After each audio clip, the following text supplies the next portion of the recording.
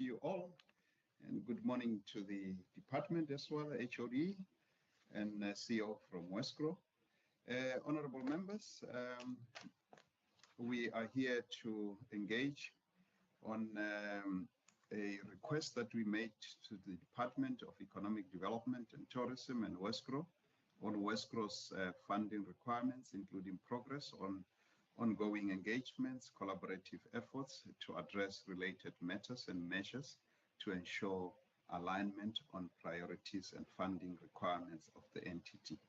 And further, honorable members, we have requested briefing by the Department of Economic Development and Tourism on its strategy to strengthen provincial industrial capability, including alignment with municipal outcomes, job creation and skills development, and the extent to which current budgeting supports these objectives. With that said, honorable members, I think it's proper that we just start with checking whether we correct, and before and after that, then we can introduce ourselves, and then we can proceed with the department's introduction, and thereafter then they can proceed with their presentation. Shireen, are we correcting, or Wasim? I don't know who's gonna be assisting today, because I know Shireen is available and Wasim is available to help us. Good morning, Chairperson, members and officials. We are coded. Wasim is on the platform, so feel free to use his expertise as well. Thank you. Okay. Honorable members, my name is Noko Masipa. I'm the chair of this Standing Committee of Economic Development and Agriculture. With me is Wasim Matthews and Shireen Nikerk and Nongfundo, who are supporting me, as well as Siraj supporting this committee. So, honorable members, with that introduction, I hand over to you to introduce yourself. Morning, Chairperson. It's Dave Bryant, member of the committee. I think Ronel Stunder's microphone is on. There we go. Thanks. Can we sort that one first before the next honorable member introduce himself? It's sorted, Chairperson, sorted. Okay, thank you. Honorable members, you can proceed with introductions. Good morning, Chair Khalil Barankesh, member of the committee. Good morning, Chair. Good morning, everyone. You are not audible, honorable member. Am I audible now? Yeah, much better. Morning, everyone. Morning, Chair. I am Brandon Adams, a member of the committee. Thank you. Is that all? Good morning. I am Nomin Kwadla, member of the committee. Thank you, honorable member. Is that all, colleagues? It looks like it. Honorable members, with that said, I am going to hand over to the HOD from Economic Development and Tourism, as well as the CEO of Westgro, to do the introduction.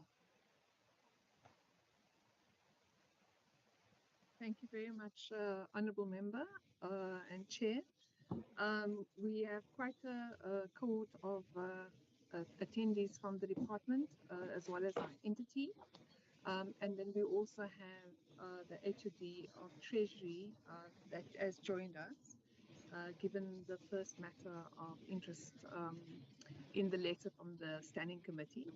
So I'm going to just go through my own DDAT start, which is one, and I'll do it in alphabetical order. It's Garth Williams. He's our new Director of Manufacturing. Dingaan Goodwill, who is our Director of Agriculture. Herman Jonker, he's our Director of Stakeholder Coordination and Industrial Policy. Ilse van Schalkwyk, DDG, confirmed for Strategic Enablers and Accelerators Development. We have then where we've got Rashid Tofi, DDG of Operations. Then we have Sheree Butts, who is an economist within the department. Tshang Chipia, who is our director for research. And then I think that's basically it from DDAT staff. And then perhaps if I could ask Renal just to introduce herself as well as her colleagues within her organization. Renal? Okay, maybe she's struggling to connect. But Renal Stander is obviously the CEO of Westgrow, and she's joined by Khadija Dadis, who is her office manager within the organization. She also has Sandiso Kobeka from Westgrow as the CFO. I think that's basically it. And then there's Purusha Governor, who's also the director of financial services within the organization. The bulk of the attendees from the DDAT side is really going to be involved with the industrial policy, which we're going to present a little bit later. And then, of course, my colleague from Provincial Treasury is attending, particularly, as I said earlier, with regards to the first item on the agenda, if there's any budgetary issues in terms of the processes that the committee may want to ask. That's us, Chair. Okay, thank you, HOD. Honorable members, I just want to draw your attention to page 636 of the Blue Book, which brought us to this particular engagement with the department, where members questioned the allocation. 2025-2026, the allocation was 122 million rands to Westgrow. 2026-2027 was 127,355 million, which was an increase of 4.33%. And members really kind of asked as to why this limited allocation towards Westgrow doing such a lot of work. So that's the reason, really the background of why we are here. And there were answers, and obviously, we felt that it's much better that we get a proper presentation from the department as well as Westgrow in terms of the funding requirements of Westgrow. And I think members feel is that Westgrow is doing a lot of work and deserve to really get a better or increase funding as such. With that said, honorable members, I hand over to Joanne and Ronel. I don't know who's going to take us through the presentation, and members can just jot down the questions. And once we're done with the presentation, and then we can engage in terms of question of clarity as such. Thank you. Over to you, Ronel. Joanne. Thank you very much, Chair. The department is going to start. We're just going to provide a little bit of a context in terms of Westgrow's mandate. And of course, it's going to be framed within the Growth for Jobs strategy. Westgrow does have an important role to play, given the focus on our key priority areas, which is promoting growth opportunities through investment, promoting exports and domestic markets. We have energy, we have water, we have tech and innovation, and we have infrastructure and access to economic opportunities. And so framed within that, Westgrow does have a role, and Ilse will just take us through what that mandates are and the key strategies that impact on Westgrow, and then Renal and her team will then take us through what Westgrow is doing and how they've been innovative within the resources that they have at this particular point in time. So Ilse, if I could just hand over to you, please. No problem. Thank you, HE, and thank you very much, Chair and Committee, for this opportunity. So I'm just going to start with regards to the... HOD, apologies. Ilse, apologies. No problem. Can we limit this to at least 20 minutes? And I think members are aware of what Westgrow is. If we can really go to the crux of the matter so that members can really be able to engage with the department and WESCRO. Thank you very much. Over to you. No problem. I'll be as quick as possible. Thank you, Chair. So just in terms of certain mandates and aspects, so this is really stemming from the Constitution, which regards to giving us our 4 key mandates from economic development, consumer protection, industrial promotion, tourism and trade. And it's in industrial promotion, tourism and trade, that is where DDAT and WESCRO, our mandates come from. So critically, in terms of industrial promotion and investment, we've got different policies and strategies which really guides the work that we do. Something new, which we're also going to be mentioning later on, is the new strategy that has just been released from DTIC in terms of industrialization. But there's a range of aspects from NIPF, National Development Plan, the WESCRO Act, etc. And then, of course, some of that from a policy perspective and the strategies that we work in the department, including the IDS, is the national master plans, the sector master plans, G4J, and from investment perspective, it's mostly PFA1, and then the Western Cape investment strategy. Then moving on to the trade mandate, which is in terms of the export focus. So their key things to take note of with regard to it, again, is the IDS, the SA trade strategy, PFA2, which is from G4J, which is mostly where the export focus is, and then our recently launched Western Cape export strategy. So the next aspect is in terms of tourism. So this really relates to the National Tourism Strategy. There's various acts which governs this. There's also in terms of which the national government is currently pursuing updating their Tourism Act, the National Tourism Act. The white paper was released already, I think, last year. And then, of course, from the Western Cape, tourism sits in PFA2, and then also in terms of the tourism blueprint. So from our side, this really shows in terms of what's impacting on terms of what WESCRO does and the policy alignment, specifically in terms of in addition, the IR strategy, tourism blueprint, export strategy, and investment strategy. This is key from the economic ecosystem. And then we've got in the West for DDAT side, our 3 key entities where WESCRO looks at investment promotion and facilitation, export promotion facilitation, tourism promotion facilitation, and Saldanha and Atlantis are mostly focused in terms of the SEZ Act as well as investment as key elements where WESCRO's got a bit of a broader mandate in those 3 areas. And then, of course, what does the department do in terms of the developmental side? So, Chair, that's it from just to show in terms of the alignment with regards to legislation as well as provincial policy. And then I'm going to hand over to Renelle to just take over from in terms of these slides. Thank you.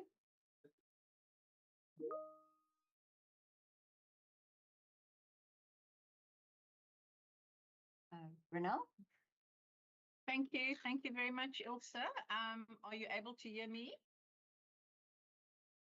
Yes. Are you able to hear me? Yes, Thank you. Thank you. Thank you very much. So good morning, Chairperson, and good morning to the committee, and also to all the HODs and colleagues on the line. Up on the screen, you will see the key messages, and this is really what I'm hoping to leave the committee with today. It's really about the fact that our mandate is broad and that we really do focus so that we can ensure impact. We try not to do everything, but we try to apply the 80-20 principle and make sure that the work that we do results in impact. We're obviously operating in a very challenging global environment. I decided not to amplify that because I think the committee is very much aware of that. And that really requires that WESCRO remains future fit. So there's been a big emphasis on WESCRO continuing to be future fit. All of our FY26, FY30 strategy is aligned with the PSP, the G4J strategy, and the 2030 implementation plan. And our focus very much is on achieving scale. And as the HOD indicated, we have tried to be as innovative as possible to try and still deliver, to deliver on our mandate through being innovative. And our focus really is to ensure together with partners, that Cape Town and the Western Cape continues to be a regional economy. Next slide, please. The next slide really just amplifies the fact that we're a 3C entity, and that our role is to do promotion and facilitation, and that we obviously are responsive to the minister and the province in terms of additional work that is required. Our next slide, please. This slide just gives a kind of bigger picture, and it's really our North Star, and it derives from all of the documents that Ilse mentioned. But it really, the two things that I wanted to draw out was our mission, which is together with partners drive inclusive and sustainable economic growth, strengthen competitiveness and create jobs in Cape Town and the Western Cape. And that's not something that Wesgro can do on its own. Obviously, we need to do this in partnership with all of government in the province, and of course the private sector. We've got 5 strategic outcomes. It's about differentiating Cape Town and the Western Cape. So the Western Cape has to be top of mind internationally, because we're not competing for tourists in South Africa. We are competing for tourists in South Africa, but primarily we are trying to get international tourists, investors into the Western Cape. So we need to differentiate the Western Cape as a leading regional economy. Also to grow the Western Cape share of investment, grow Western Cape's goods and services, grow leisure tourism, international and local markets, and grow business events. Very big focus also on growing business events. But importantly, an organization like Wesgro has to continuously respond to what's happening in the global environment so that we are able to do what's necessary to support the work of the province.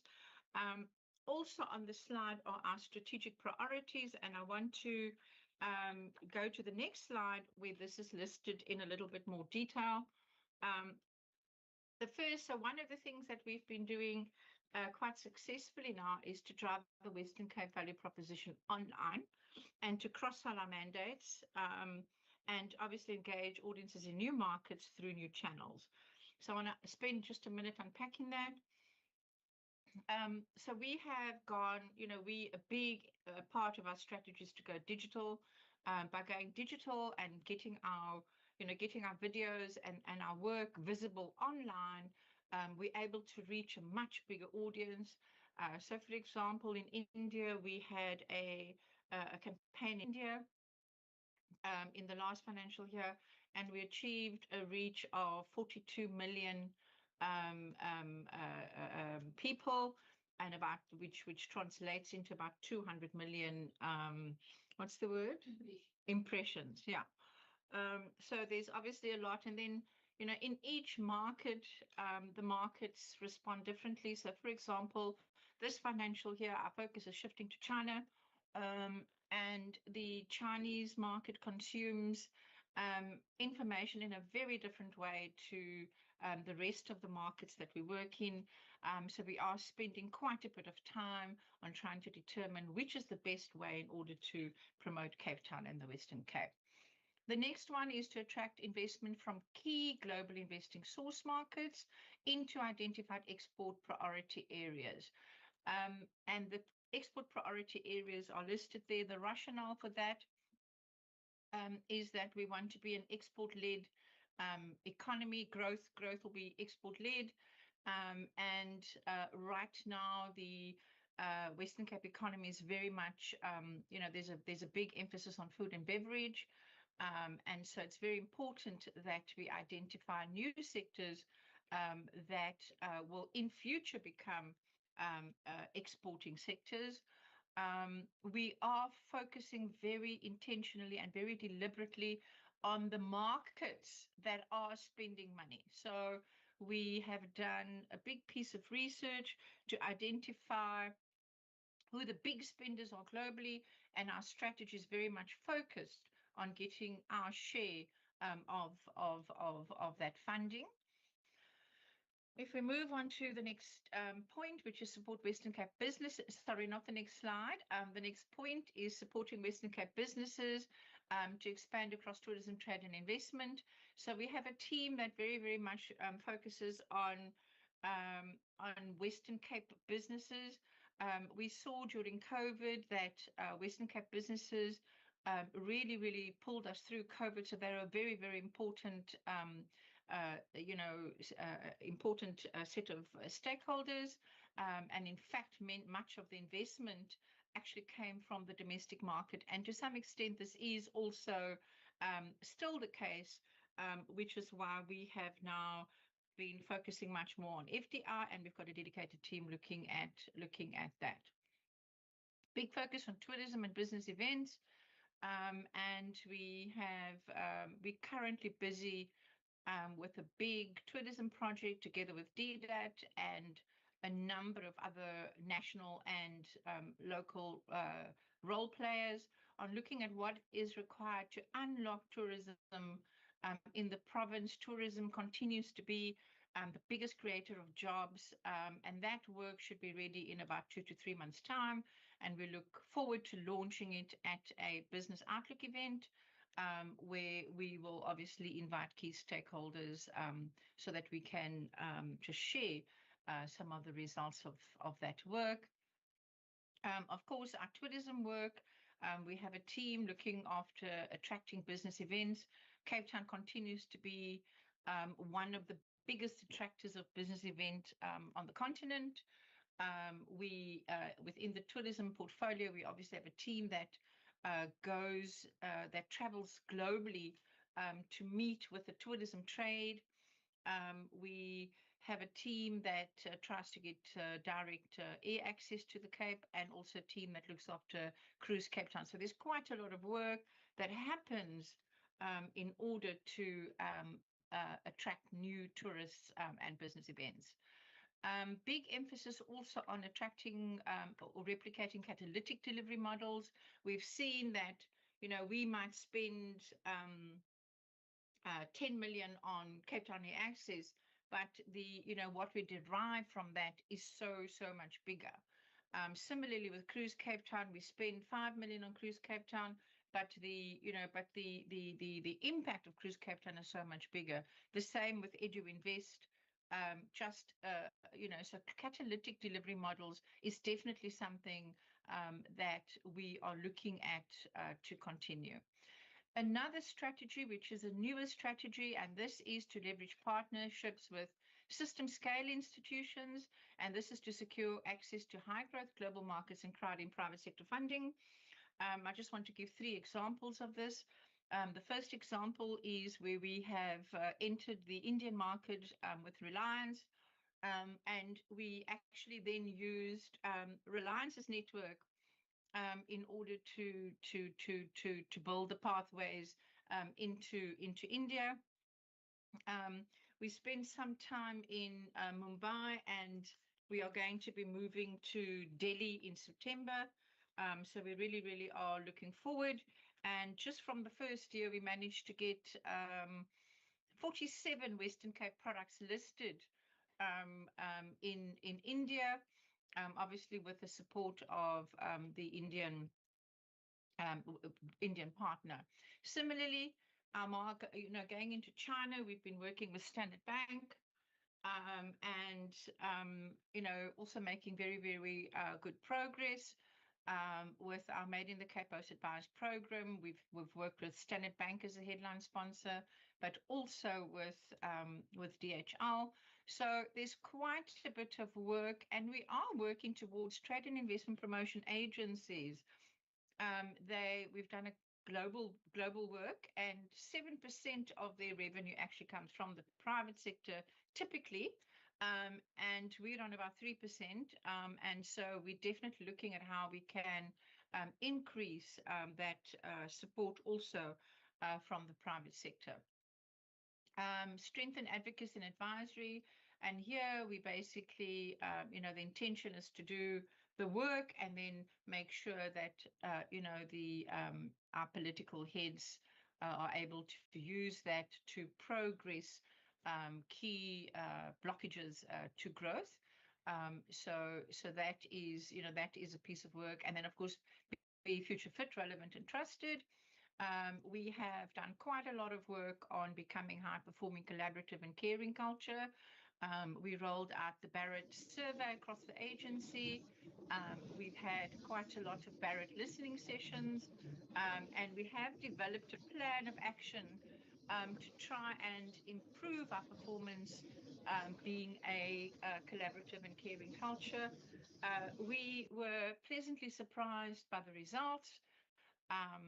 Even though there is work indicated, we were happy with the results that we achieved. Good, the support that DDAT and Provincial Treasury and the Department of the Premier gives us to ensure that every year we achieve a clean audit. In the last financial year, we achieved a clean audit with no material findings. We continue very big emphasis on being digitally transformed and about making sure that all of our services are available digitally, and to make sure that we use our senior people to do more of the deal conversion, and we use technology to try and respond to some of the information requirements that many of our clients have. And then we are also doing a lot of work in order to become an economic knowledge hub for economic data in the province. Next slide, please. Describe very neatly, we take the Western Cape to the world and we bring the world to the Western Cape. In the financial year that's passed, we had 81 outward missions and 53 inward delegations. And of course, about 48 countries have engaged. And you can see that we have been, over the last 4 years or so, systematically been shifting to the new markets, while at the same time continuing to focus on our established markets. On the next slide, this talks a little bit about the amount invested and the return on that investment. And I think that the return on the investment obviously is achieved together with partners and funding. The next slide really just talks to the Wesgro competencies to deliver on the strategy. I'm not going to go into all of the detail, but I do want to just reflect on, digital and ICT. So as we digitize, we're finding that we need a whole new range of skills that isn't always available, and of course it's been a very, very, very exciting journey, which the whole of the agency has embraced, and we really, really are on a journey to become much more digital, and where our clients are able to access. It's a little bit like, if you look at the transition, and I always use this example with my team when I was trying to get them on board. But in the olden days, we used to go to the bank with our bank card, and then you'd take money, add money, whatever. But all of this would happen manually in a little book with a pen and paper. And now we're able to go online, and we can actually do all of our banking online. So it's a very similar concept. The next slide really just talks to our structure and how we have made sure that all of the competencies are embedded in our structure. And it also just lists which teams look after which clients. If you look at the next slide, you will see that these are the FY26, FY30 strategic outcomes that we are working towards. And this is our North Star. This obviously doesn't change. We need to, we might exceed it. We might go under, hopefully not. But this is really what we're working towards. The next slide breaks down the targets per annum and looks at what we're measuring. I should just say that there's certain things that we measure, And then, there's also other things that we measure, that the board expects us to measure. And then the next few slides really just looks at, I see that my time is up, but the next 3 slides really just look at, we have put in 3 slides for export, trade and investment. And it really talks to, the different strategies that are required in order to grow or to scale. We're very much thinking about scale.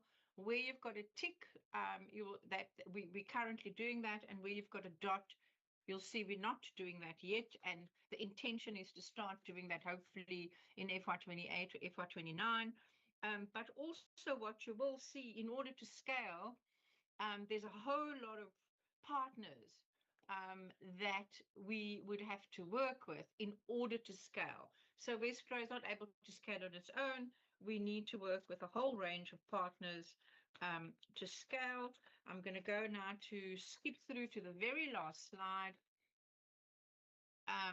And this slide just looks at, what outcomes we are wanting to, what we're wanting to focus on for FY30. And we have incorporated some of the scale elements into the slide, so that when we look at the slide, we know what it is that we are chasing. And this, in order to achieve the how can change, but what we need to achieve, is encapsulated in the strategy. But how we achieve that, obviously, we need to be agile, flexible, and we need to, when there's an opportunity, we need to take the slipstream to try and achieve the objectives of growing the economy in terms of our contribution. So, Chair, I'm going to leave it there. I think I'm 3 minutes over, so I'm going to leave it there for now. Thank you very much.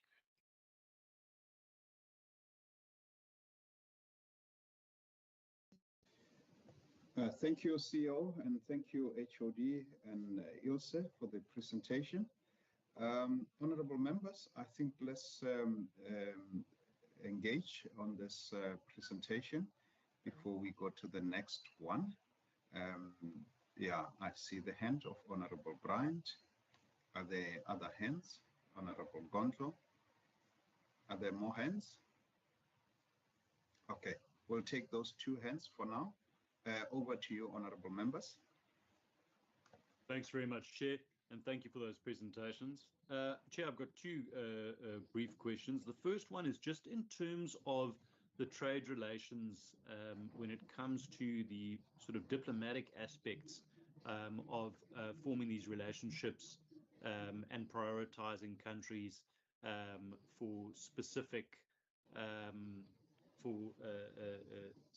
interventions. I know Ms. Stander spoke of China as being the new kind of priority area. How does it work when it comes to identifying those new key partners? And from a diplomatic perspective, where is the kind of collaboration? Where does that take place? Is that within the Premier's office when identifying which partnerships? Because obviously that would have then implications in terms of visits and discussions and negotiations, etc., between the different countries. So I'm just trying to work out how that aspect works. And then just secondly, it's a practical question.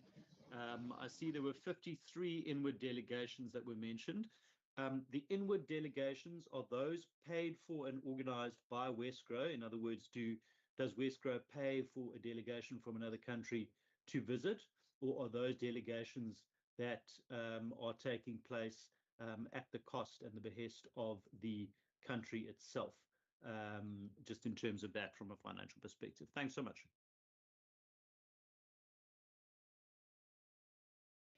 Thank you, Honorable Bryant. Over to you, Honorable Gondlo. I also saw the hand of Khalil Brakes.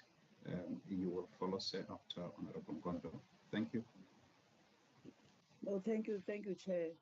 And Chair, because the presentation was really about trying to understand the resource capability for Wesgro to sort of deliver on its mandate. I did not get much, around that, because safe to say, if one listens, would say Wesgro is on course, I think, in terms of the presentation in the areas of work that they are doing currently, because I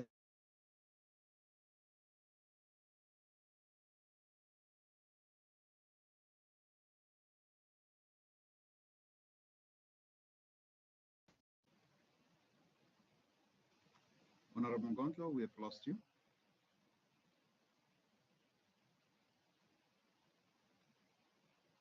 Can anyone hear Honorable Gondlo? No, Chairperson. No, we can't hear Member Nkondlo, Chair.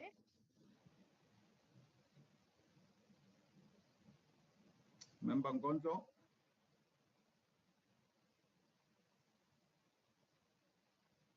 Okay. Can we go to Honorable Brenkhuis before, once Gondlo is back, then we can give a chance. Over to you, Honorable Brenkhuis. Thank you very much, Chairperson.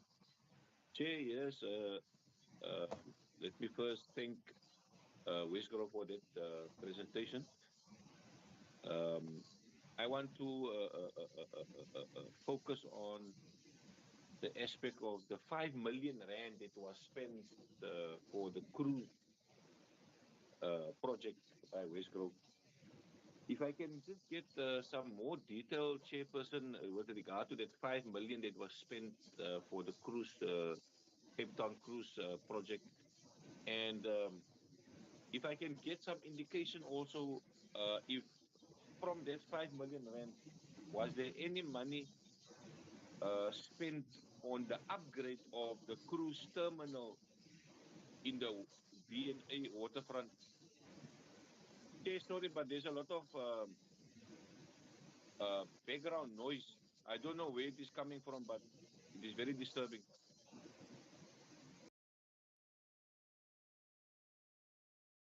Okay, it seems to be gone now. Thank you, Chair. Chair, can I repeat my question? Or did now the noise is back again?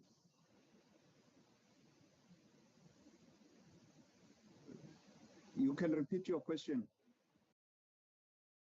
Thank you, Chair. Yes, the noise is gone again. Thank you very much, Chairperson. Chairperson, yes, I think the first part of my question was, is that one clear? The second part was with regard to the cruise terminal in the V&A waterfront, which I saw that it actually needs a lot of upgrade. The last that I've been there, there was very few businesses operating there at the cruise terminal. In fact, there's almost no businesses operating there at the cruise terminal. That cruise terminal is not benefiting us here in Cape Town. So if was there any of that 5 million rand that was spent on the cruise, Cape Town cruise project, was there some of the money at least spent in the upgrade of the cruise terminal? Thank you, Chair.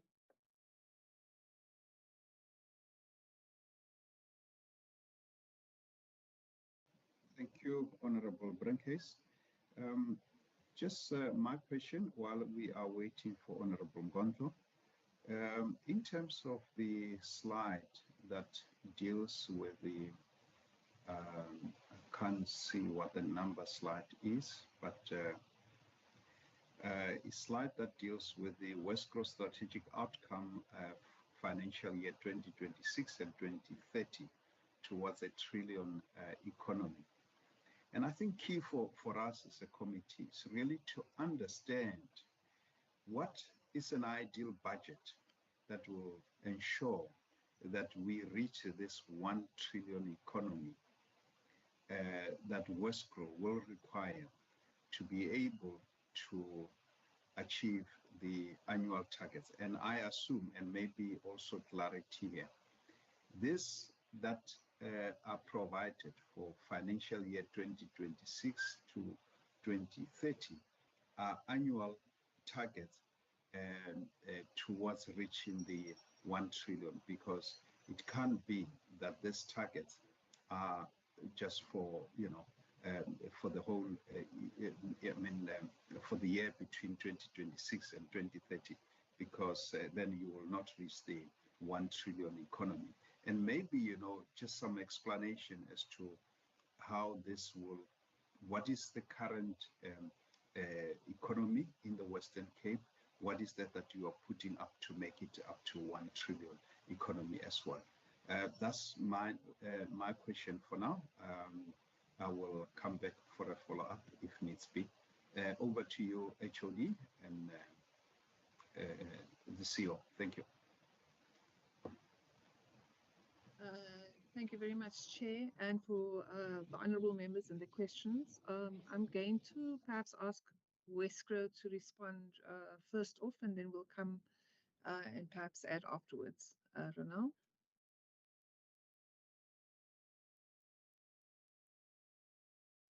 Okay, thank you very much to all the members for the questions. The question from the Honourable Bryant. So I think that this is the way that the market's identified is really data led, and there's quite a lot of work that happens between Wesgro and DDAT to determine what those key markets are.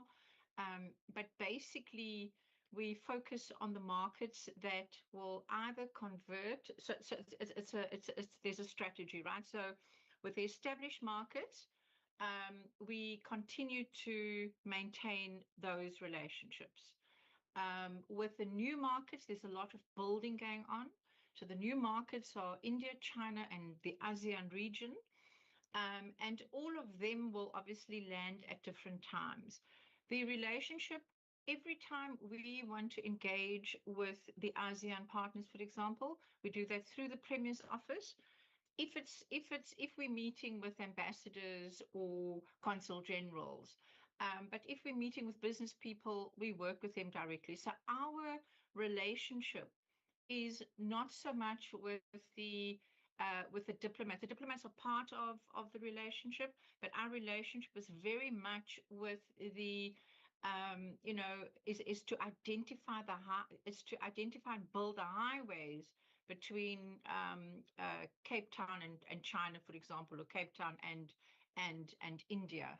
So we will work with businesses, with those governments, and also with our national government to try and build some of those relationships. But fundamentally, the relationship typically starts in the Premier's office. So with ASEAN, for example, the first meeting was held with the Premier and the ASEAN diplomats, and then we obviously took that relationship further. And the same with China, India, but we're the guys that obviously service those relationships on a more frequent basis. 53 inward delegations. We do not pay for delegations coming in. So typically when a delegation comes in, they want to meet with different players, and they usually identify, Wesgro or whoever they want to meet with. We obviously take up, the requests where it works.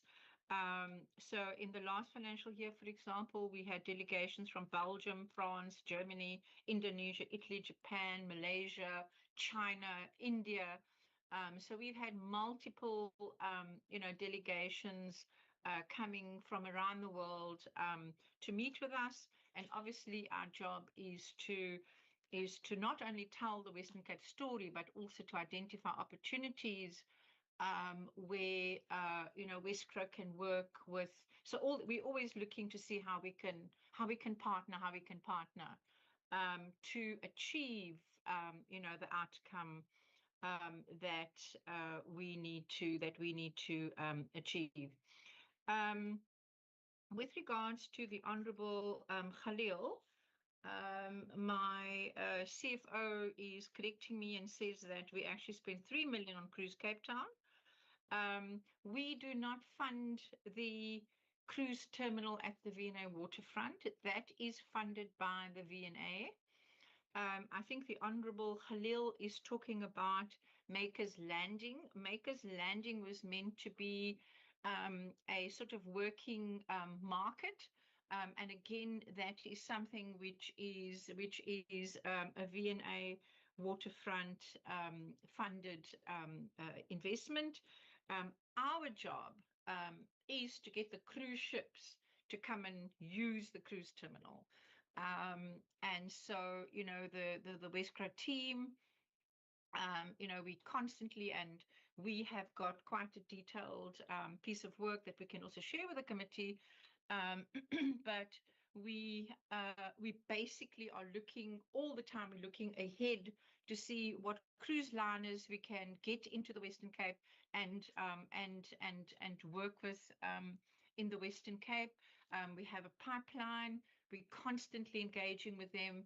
In fact, a big part of what we also do as an agency, and we've had quite a few in the last, if we identify, so for example, if we identify an airline, we will invite that airline on a familiarization visit so that we can show them what the Western Cape has to offer. Similarly, we host cruise liners. Some water, please. We host cruise liners to show them, what the Western Cape has to offer. And very importantly, we recognize that in order for us to, really, really grow the Western Cape, we actually have to grow the Southern Africa routing. And there's quite a lot of work happening currently to try and get that going.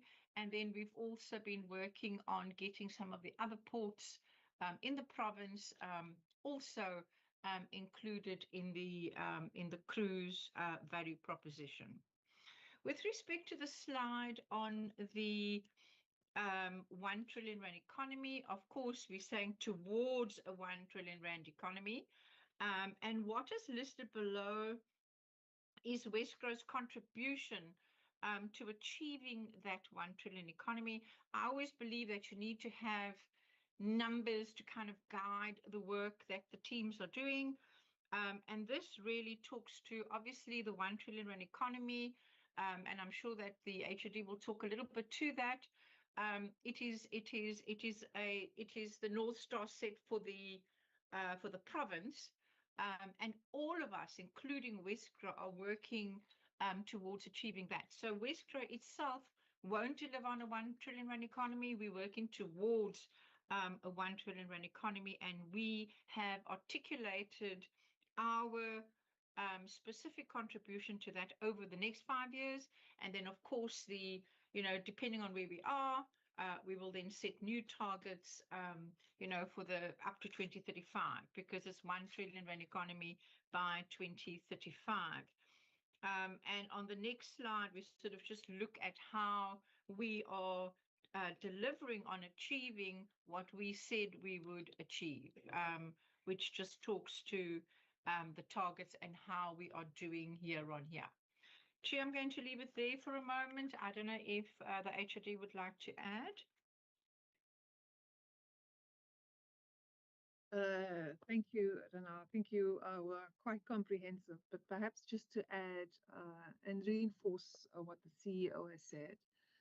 So with regards to the diplomatic relationships, it's also framed as one of the informants, as Ilse had earlier presented, is the international relations strategy. And there are many components to this.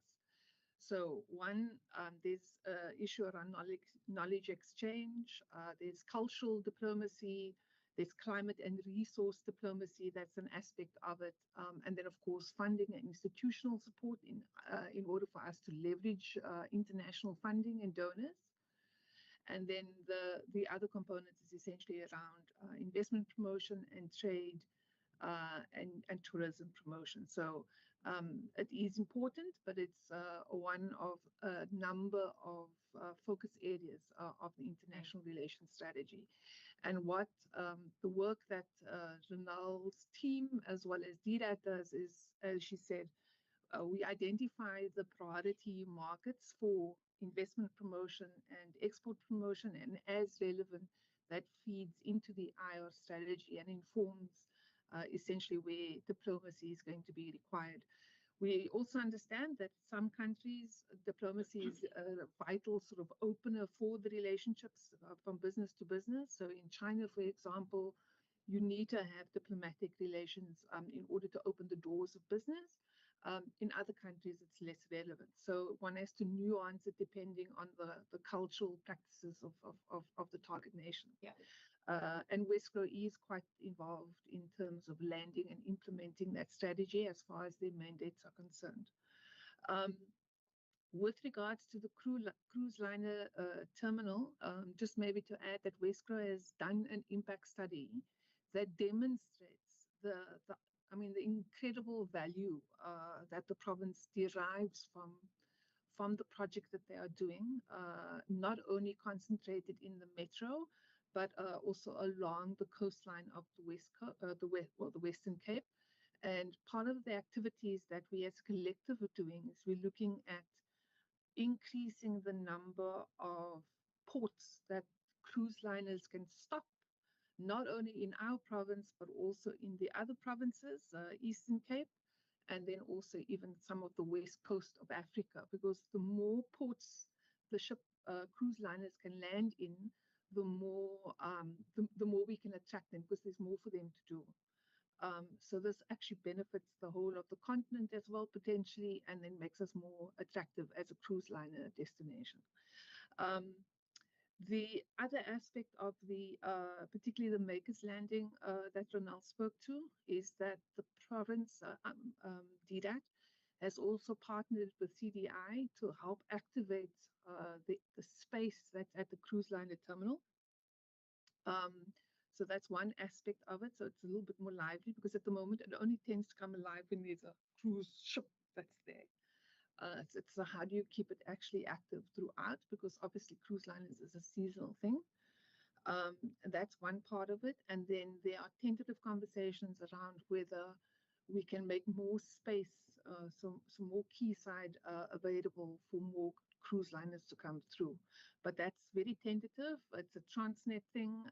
And yeah, the discussions are still very much at the initial stages. But yeah, I think all in all is the budgets are quite constrained, but Wesgro has been really good at leveraging partnerships, doing things differently, because the G4J is not necessarily just about what we're doing, but it's how we change how we're doing it, by doing it through partnerships, by doing it smarter, which is cruise liner, the cruise ships, as well as the air access is an example of it.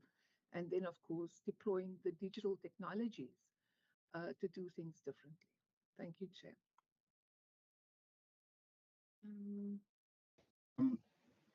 Chair? Yes, I'm back. I am going to just do a follow-up, and I know that Honorable Ngondo did indicate that she is back. But maybe to reason why we are here, and I'm going back. Maybe to yourself, HOD, and the HOD from the Treasury. Would I be correct that you also indicated that the budget allocation for Wesgro is not sufficient to do what they do? Because I think members were at pains in terms of really indicating the work that Wesgro is doing, and obviously, acknowledging that the budget allocation was not enough. So I'm going to put that question, but also to the point that was made that Westgro has got a certain amount that they need to bring in terms of achieving the 1 trillion economy, but there are obviously the rest of the government entities and so forth who are bringing a certain amount of contribution towards this 1 trillion economy. So maybe to the HOD, is the balance okay in terms of what is expected of Westgro and what is expected of the rest of the department? And again, then maybe look in terms of relation, in terms of the investment or the economic contribution from Westgro and the rest of the department. Is maybe Westgro getting a 1% of the total figure that you need in order to make that particular contribution? I think I'm going to leave it there. I see Honorable Ngondlo, over to you, and a follow-up from Honorable Bryant. Thank you. No, thank you, Chair.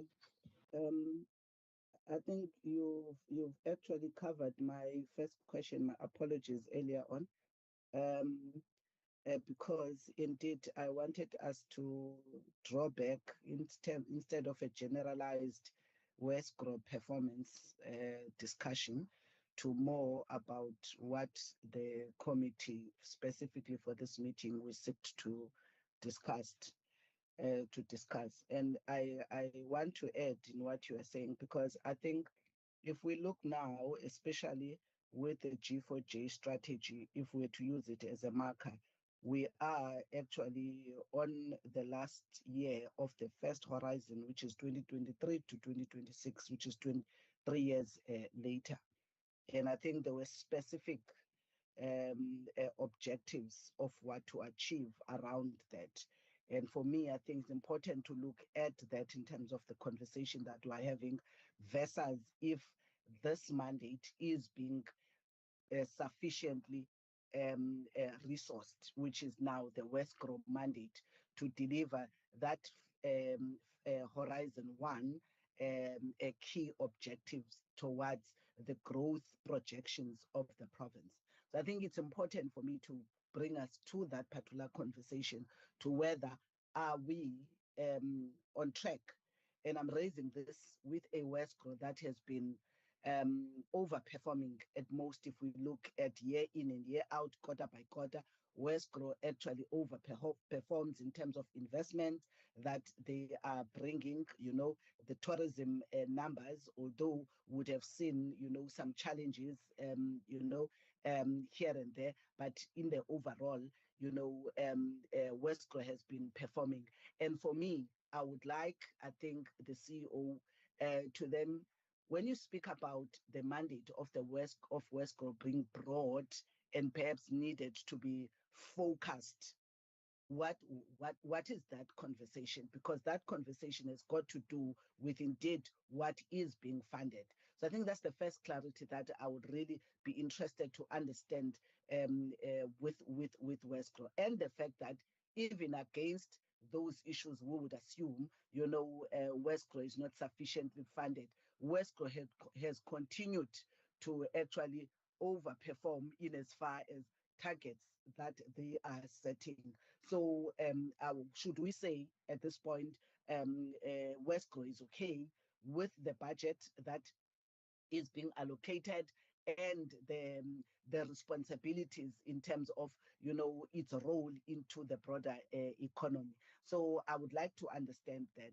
And secondly, Chair, for me, Westgro, if you talk investment, if you talk in tourism, it is about attracting foreign direct investment,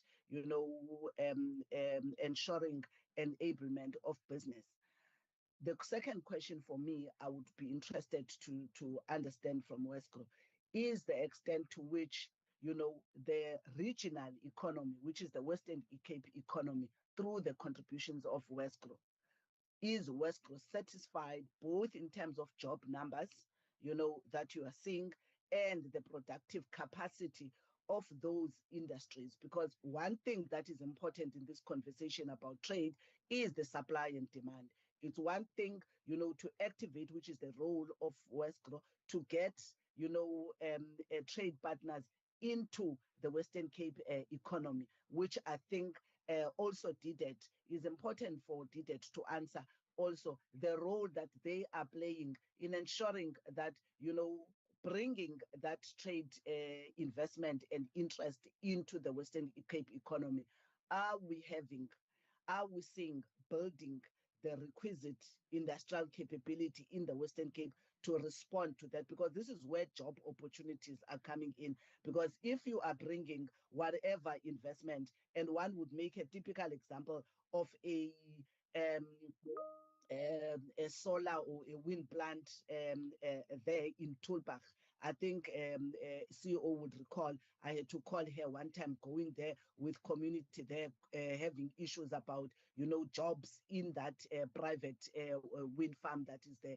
And the biggest challenge there is that here is a huge investment coming into the area, but the reality of the matter is that the local capacity in terms of skills, you know, to take up the jobs does not match. So you are going to get a situation where you bring in this international investment in a local ground that is not necessarily ready, and therefore it means the local economy where this job would have landed, you know, is unable to absorb. And how are we dealing with those type of challenges? Because we are not going to be able to speak only about the billion rand investment that has landed if that billion rand investment is not trickling down into the number of local jobs which we see in the likes of the municipal economic review outlook that we're looking at. So part of my interest is exactly around that HOD in particular, especially the extent to which local economies are actually able to lend, you know, and be able to receive, you know, the type of work that Westgrow is bringing. And that is not necessarily the role of Westgrow.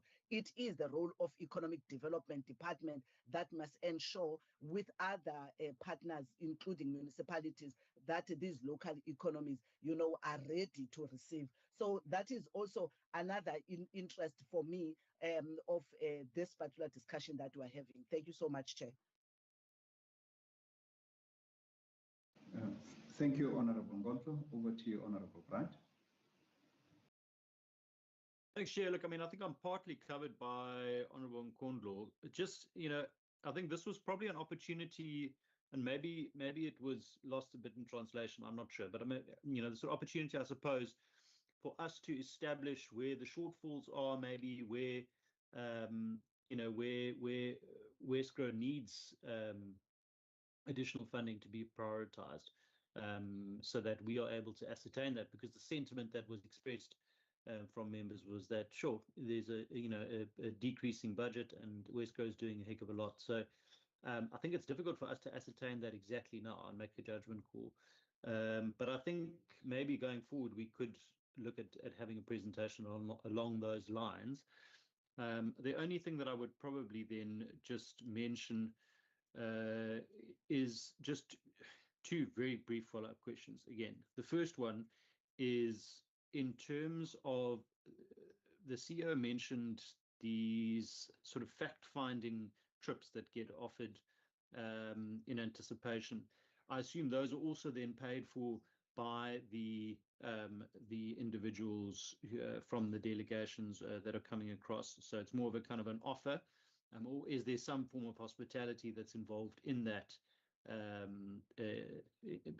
I'm just thinking in terms of cost to Westgrow itself and the entity.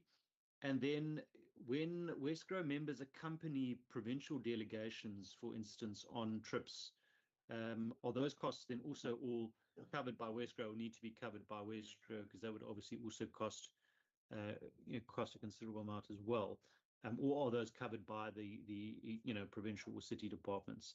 Thanks. Thank you, Honorable Bryant. Over to you, HOD.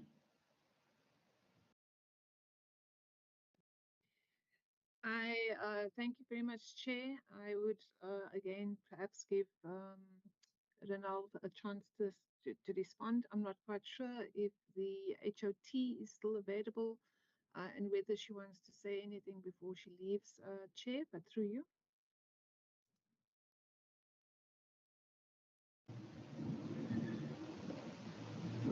Apologies. What you asking, Joanne?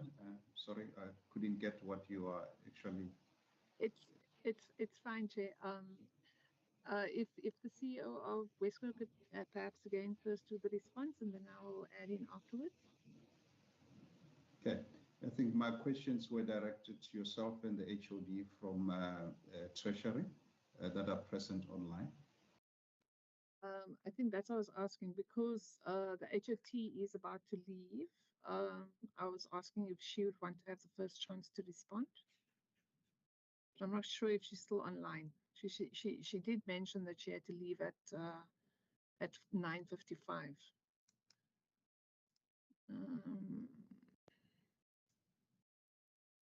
think she is present, Chair. Okay, over to her. Thank you. Good afternoon. Good afternoon. Good afternoon. It's morning, HOT. Given the opening statement, is it morning? Apologies, it's been a hectic morning. So apologies for that. Just given the opening statements, I'm not sure from the context from within which the statement is being made. But maybe just to indicate to the committee that firstly, the Westgrow allocation is earmarked.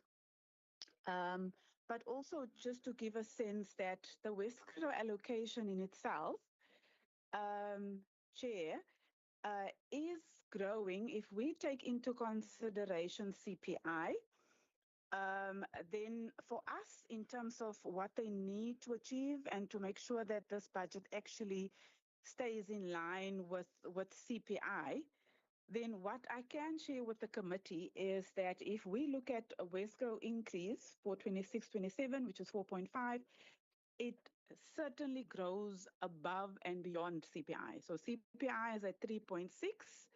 And then for 2027-28, it was 3.3.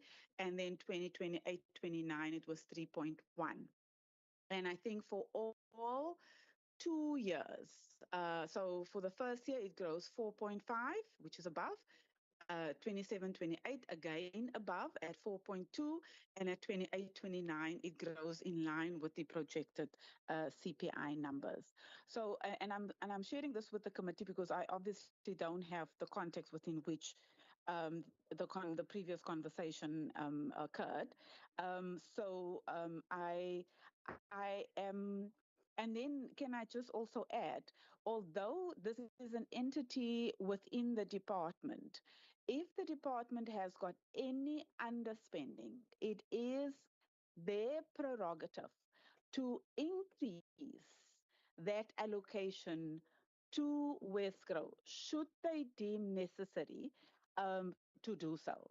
And to my knowledge, I think the department itself can respond in terms of the decisions then that's being made within in order to deal with the pressures. But from where we're sitting, Chair, what I want to leave with the committee is that this baseline is growing above inflation. And quite healthily so. So we're talking real growth, not nominal. So that's where I would like to leave it. Chair, unfortunately, I will have to run. So if I may be excused. HOD? Thank you very much, Chair. Just in line. Apologies. HOD Kantana, can we just indulge just a little bit? 5 more minutes, is that okay? It's okay, Chair. I don't have a problem. I have a presentation though in the other meeting, so I'll try. Okay. I'll try. I just want to say that, you know, members, obviously, when they were asking these questions, they were basing their questions on the changes in terms of your blue book. If you go to your blue book, you start from page 634 to 636. you will note that changes, there are changes, in terms of your medium-term estimates that are double digits, and I can give you an example on compensation 11.97, on goods and services 83.28, those kind of changes were the changes that, then when you go to Wesgro in terms of all the other changes, members were alerted of the 4.3. And I can go on and on. I mean, we've got integrated economic development, which is 21.70, administration 21.69%. So I think those are some of the numbers that are there, and I think members were obviously, basing their questions around that, trying to understand, why this happening at Wesgro at 4%, and while the rest are running, quite higher figures as such. Maybe if you can just explain that. I do not know. Maybe we'll have to call you back again, to just give us an explanation. HOD?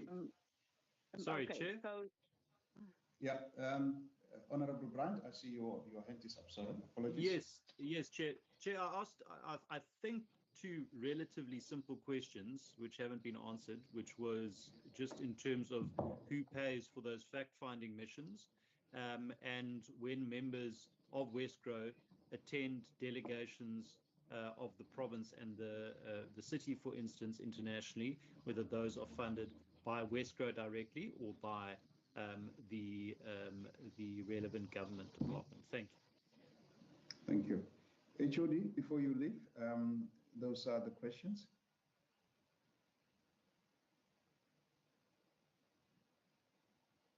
okay, is that the question directed to the Provincial Treasury? Yeah. I put these questions because you are about to leave, so that you can assist us. I think, yeah. Okay. So, Chair, in terms of the roles and responsibilities, I think Member Brian's question would be better responded to by the entity and the department. Yeah, I would not have. Yeah. Thank you. But I agree. Yeah. Yeah, I think my questions were just directed to you, so that before you leave, at least, I've got clarity there, and I think it just helps the rest of the members. I think if we are comparing what is in the Blue Book and contained in terms of the different categories of spending, we would need to look at the factors at play. So when you look at COE, there would be different issues that one would need to consider in there, in terms of what the agreements were, the collective bargaining, the agreements were in terms of those increases, and that would come in. It would. Oh, there's a lot of noise. We can hear you. You can proceed. Sorry. Okay, so one would need to, obviously, I touch on the COE matter and why that would be different. And I think one would also need to take into account what were the plans presented, and remember, when we make the allocations, it might be, or when we recommend those allocations, it might be project specific, and that project specific recommendation might be directly linked towards the outcome, or getting to that R1 trillion economy. So it's really difficult to answer or to respond to at this stage at a general question, in terms of why one particular category of expenditure there's double growth and why others not. So I try to keep it in terms of the earmark allocation for Wesgro. The Provincial Treasury would not get into the detail or would not necessarily make recommendations as it relates to the classification of your expenditure items within other than COE and other than specific policy the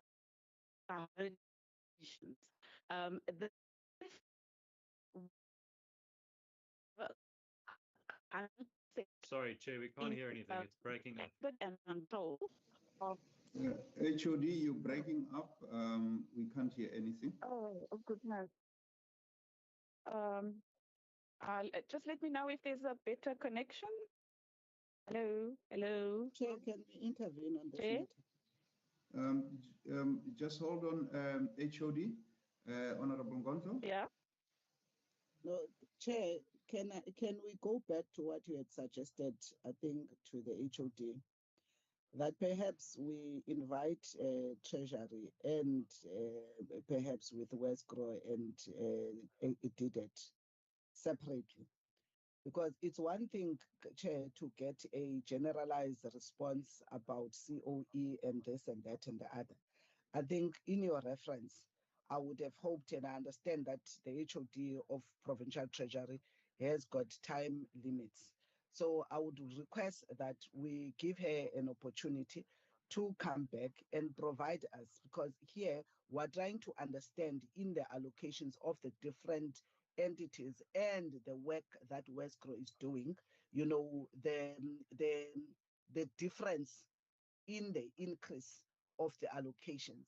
So if maybe we can allow the HOD to come back to us, you know, so that at least the high level response is not necessarily about the COE budget to Westgro. It's about the entity itself, you know, and the increase into the allocation of the entity. So I would really request, Chair, so that we can proceed with the others and release the HOD to attend to the other meetings and come back to us later on. Thank you, Honorable Ngonzo. I think that's probably a better way to deal with this matter. HOD, we are going to release you to attend to your next meeting, and then we will obviously invite you to provide a briefing, a proper briefing with regards to the earmarks and obviously, you know, what really the differences that we are seeing here, you know, are as a result of what maybe, you know, if I have to put it that way. I see your hand is up. You are welcome to make a closing remarks, and then you can be excused. Thank you. Okay, thank you, Chair, and thank you, members. Maybe just to also indicate, it is important, and I think Ilse mentioned it, that there is an agreement between the entity, mother department, which is the Department of Economic Development.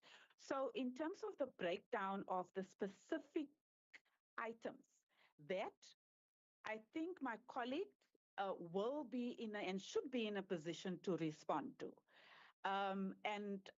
Because what we will deal with is policy priorities, and that will be a specific line item. We as a provincial treasury do not make recommendations in terms of the breakdown of the various expenditure items within an allocation to an entity, and also not to specific a vote. And that is really the responsibility of the accounting authority and the accounting officer. Other than that, Chair, I have no problem.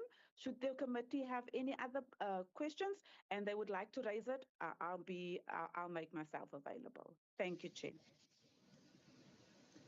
And thank you, HOD. We actually did not expect you to be here, but I think the department thought you will be here to really assist us in this question. But I think the resolution that has been proposed by Honorable Ngonzo, that we invite you to just see where your role starts and where it ends, and then we can take over, you know, from the department side and where they start and where they end. But thank you very much for your contribution. We really appreciate your presence. Thank you, Chair.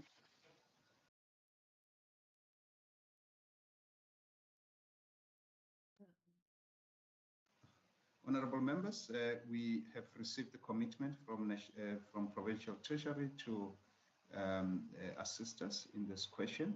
I am going to hand over to HOD to proceed where questions were not answered. Thank you. Thank you very much, Chair. So it's also just to note within the context of the discussion with the HOT at the moment, there is a bit of a balancing act because Wesgro plays a really vital role in contributing towards the 1 trillion rand.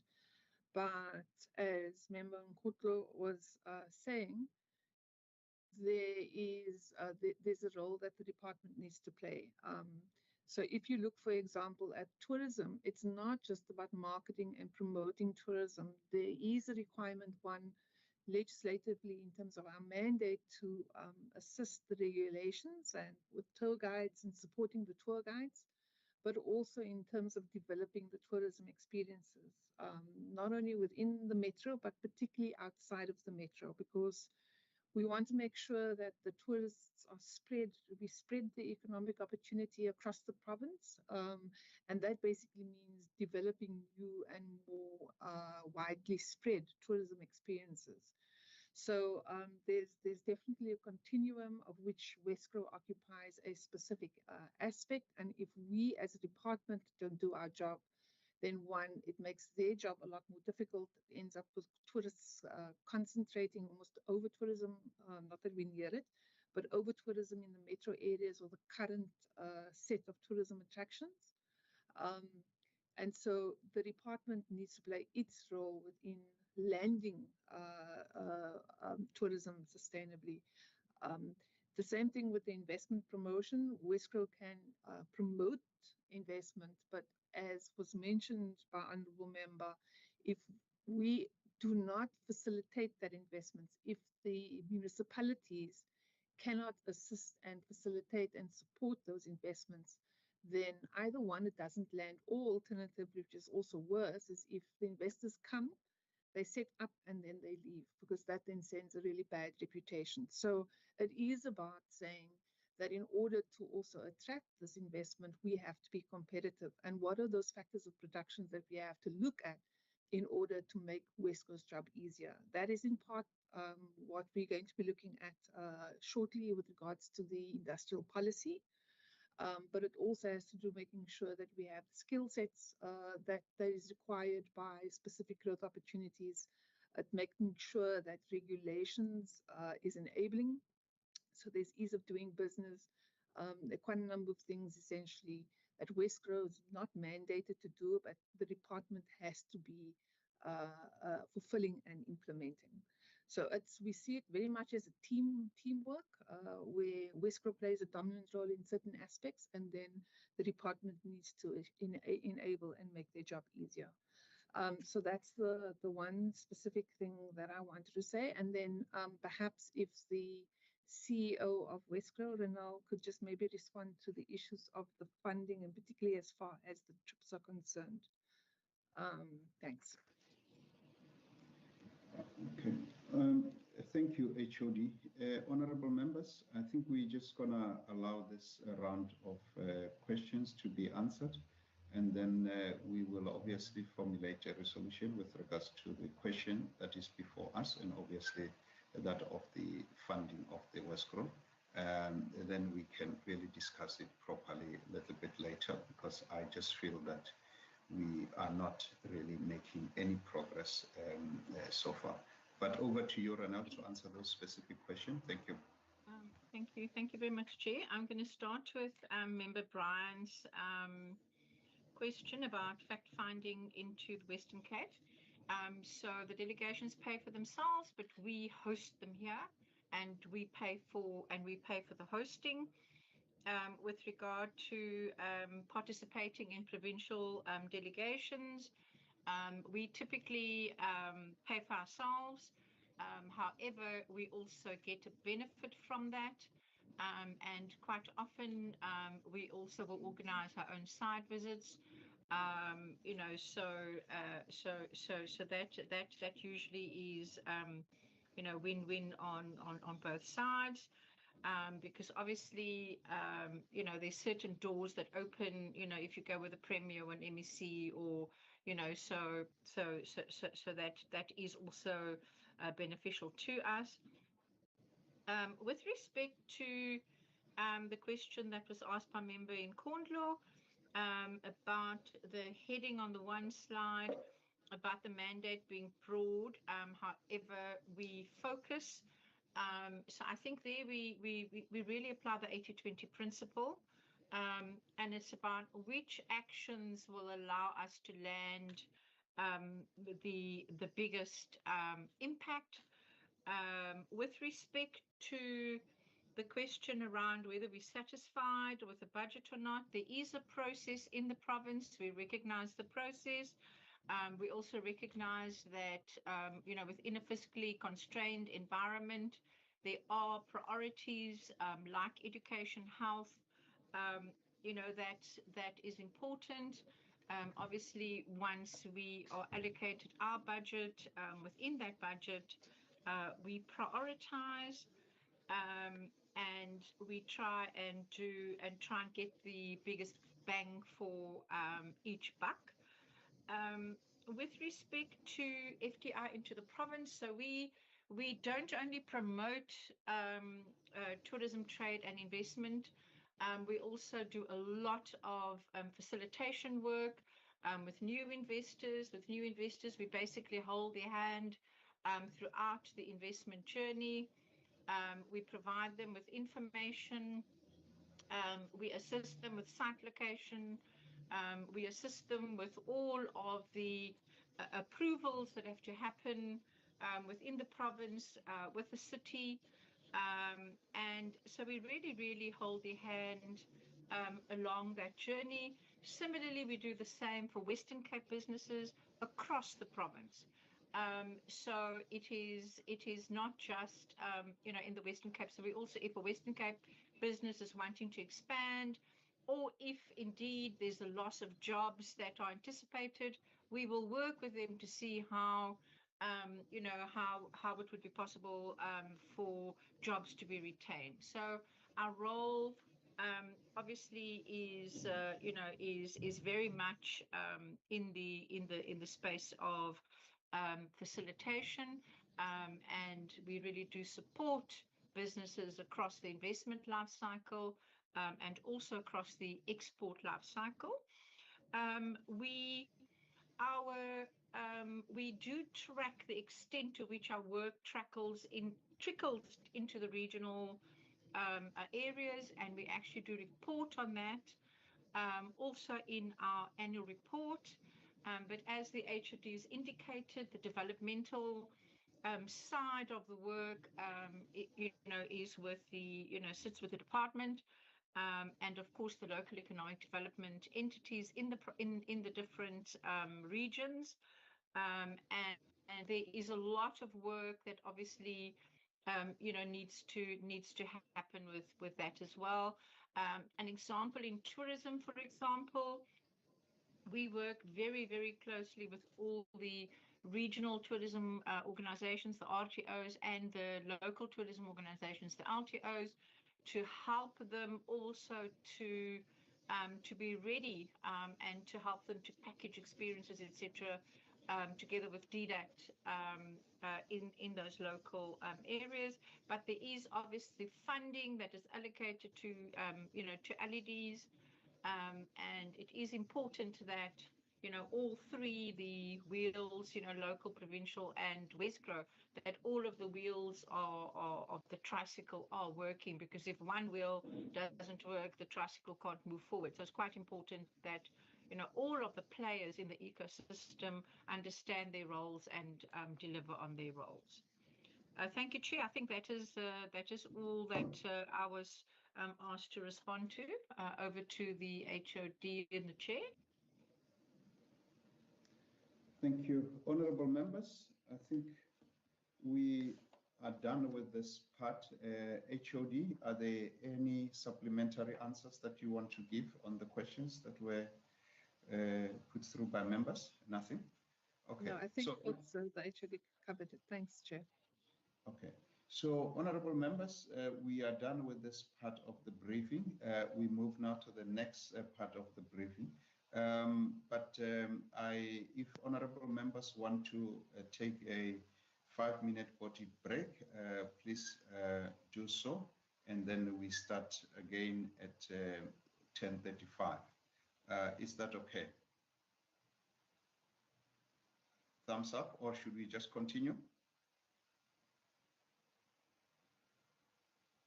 Easy either way, Chair, whatever you prefer. Okay. Members, Khalil, should we take a body break or should we proceed? If we are ready, Chair, we can proceed. Okay. HOD, if you are ready, we can proceed with the next briefing. Thank you. Over to you, HOD. Thank you very much, Chair. In the interest of time, I'm going to hand over straight to Ilse to provide an overview of the progress we've made in developing our industrial policy framework. Thank you very much.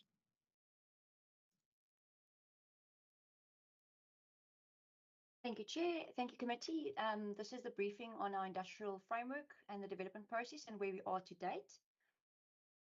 So what we're going to just be covering is why industrialization, just the history and the shifts that's happened in terms of the South African landscape and the implications that that's had on the Western Cape, as well as the work we're currently doing, which aligns to the Industrial Development Strategy from DTIC, which was released just about a month ago.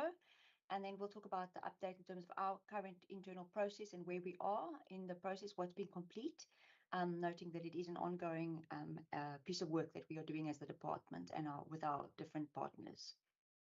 So why industrialization? This is quite an important element, and we've looked at globally, where does this come from? And it's not a new theory. It's actually a big policy instrument that's used globally. And looking at work done by the World Bank, UNIDO, OECD, and TIPS, etc., you can definitely see that no country has achieved sustainable high income status without undergoing the structural transformation towards higher productivity industries. So key industrialization isn't just about manufacturing, but it's about transforming an economy towards more productivity, competitiveness, and jobs. And it's really about the structural transformation, very much focused on your factors of production within an area which we term our economic growth opportunities in different industries. And what are we focusing on in terms of labor, capital, technology, investment? How are we increasing the productivity across multiple industries? G4J provides our primary vision, which is with regards to the 1 trillion rand economy and the different PFAs. And industrialization is a key element specifically for PFA 2, but supported by PFA 1 in terms of investment, etc. And then, of course, PFA 5 with regards to technology. It actually cuts across a lot of the PFAs in terms of the enablers and the growth stimulators. So the history of industrialization in South Africa and the implications are interesting. We've moved from a national policy in 1994 in terms of the Reconstruction Development Program, which had a focus on inclusive growth and economic opportunity. And it's shifted from the GEAR to MERS to the IMS in terms of the integrated manufacturing strategy to the National Industrial Policy Framework. The one that really that's been landing a lot, which was IPAP, the Industrial Policy Action Plan. That was a very long-term policy instrument from 2007 to 2019, and that really shaped the way national department invested in terms of infrastructure, SEZs, sectors they prioritized in terms of the incentive programs, and a lot of the funding that was geared towards certain industries was leveraged in the last, let's say, 15, 20 years was from the IPAP decisions. So that was a very good policy instrument that was utilized, and we aligned a lot of our work towards that. And it also focused in terms of removing certain binding constraints. Just before COVID, the National Department started focusing on sector master plans, which I'm sure a lot of you are aware of. So there's a range of them, which is more social compacts with industries, but it was there was still a gap in terms of it wasn't a replacement in terms of IPAP, but it was work in terms of how do you unlock certain private sector investment and partnerships in different industries. But that led to the work that DTIC is currently completed in terms of the Industrial Development Strategy, the IDS, which focus, and I'm going to give you a little bit of summary of that in terms of globally what's been the trends, focusing on key elements and in terms of climate change, AI, digitization, which is really big disruptors, which the IPAP didn't take into consideration. It's newer, let's say, in the last 5-10 years that's come on board. And the implications for us is within all of the shifts in terms of we have to align because there's bigger instruments and bigger binding constraints and bigger elements in industries. We have to work with our national colleagues on this, specifically in terms of getting that alignment, which there is a lot of. So the IDS at a glance has 3 pathways: decarbonisation, diversification, and digitalisation. So decarbonisation, big focus here on repositioning the industry for low carbon transition and protect global competitiveness. So this is that journey with regards to decarbonising different industries. We are also working on the decarbonisation roadmap currently in the department. And we've seen it, there's so much opportunities. And for us, this is a clear linkage and a good opportunity from the Western Cape, because that's a lot of our economic growth opportunities has a footing in this particular pathway. The second element was with regards to diversification. So priority focus here is on certain industries: agri-processing, pharmaceuticals, aerospace, tradable sectors, and then of course the opportunities in terms of AfCFTA, in terms of the continent. So this again, there's a lot of linkages in terms of the work and G4J and what we're really focusing on. And then the third pathway is with regards to digitalization. So this raises productivity, industrial capability through tech adoption. So if we talk productivity and how does a sector or industry or business really increase its output, what is the role of technology and tech enablement in those industries? Again, this is also key work that our team in PFA 5 is doing. This is delivered through a range of tools, and there's action plans in the IDS from localization, industrial upgrading, big focus on SEZs and our capability from a spatial perspective. Again, trying to link back to the sector master plans and clusters, investment infrastructure and finance. So some mechanisms coming through here. We're still waiting to see what's also going to be announced. And then, of course, export skills and partnerships. Again, this links to G4J and our work. And then, of course, at the bottom, you'll see the different targets that they've got in terms of the growth, manufacturing value added 1%, and then manufactured export. So how does this actually lead to growing the economy in South Africa? So taking this into consideration, we started working on a position paper because we've been engaging with DTIC for quite a while in terms of the policy gaps post IPAP and the master plans, and they were then working on the industrial IDS. So we developed the position paper. We were in the process, and then we've changed gears a little bit post the actual publication of the IDS. So we are now moving towards developing an industrialization framework for the province, which is clearly an output from G4J and all of this work. And the collaborative space is to identify and support. That was step 2 in terms of the industry growth opportunities, which is what we want to focus on in terms of those high growth opportunities for investment, export, and job creation. And then, of course, this has to align to G4J, and it's all part of strengthening our ability in terms of delivering on the 1 trillion rand economy vision.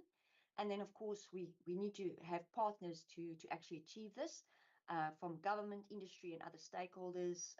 That's quite key.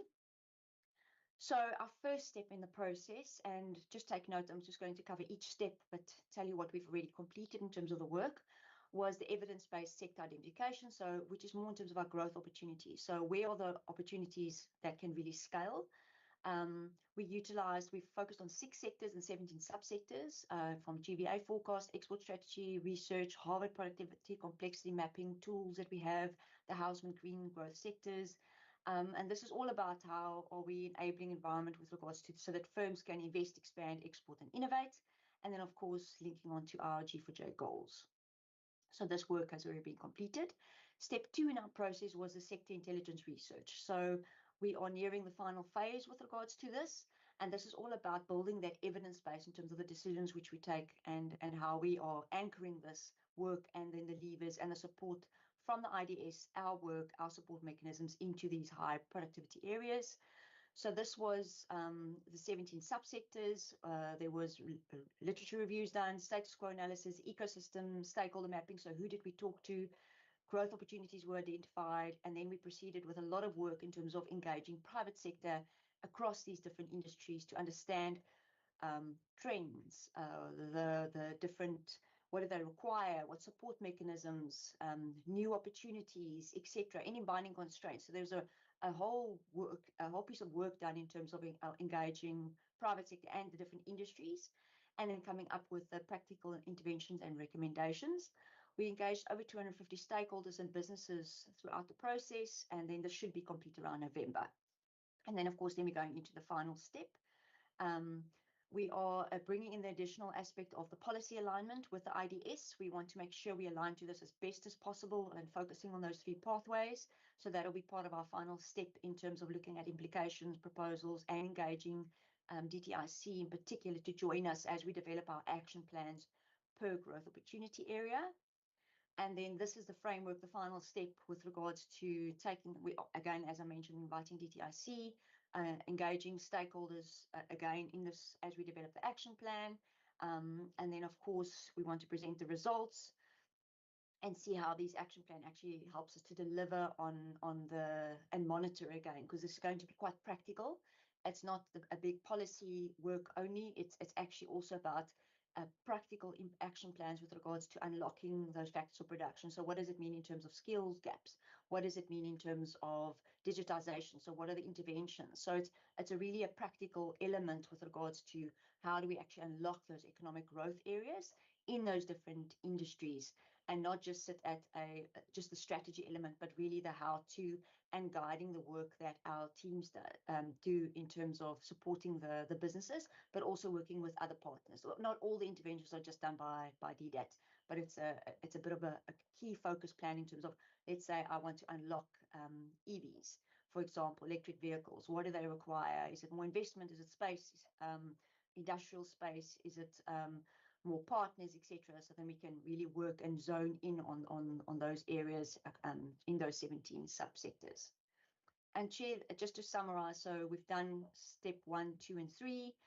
As I mentioned, the IDS workshop, the final part will be done in December, and then the action planning is in December. Now, basically, our Q4 that'll take place, and we should be finalizing this in the new year. And that is my final slide. Thank you very much.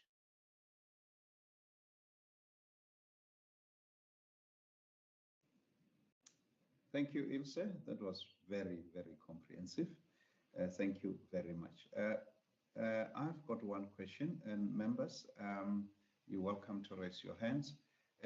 Ilse, my question, an area that I did not really see, is our industrial zones.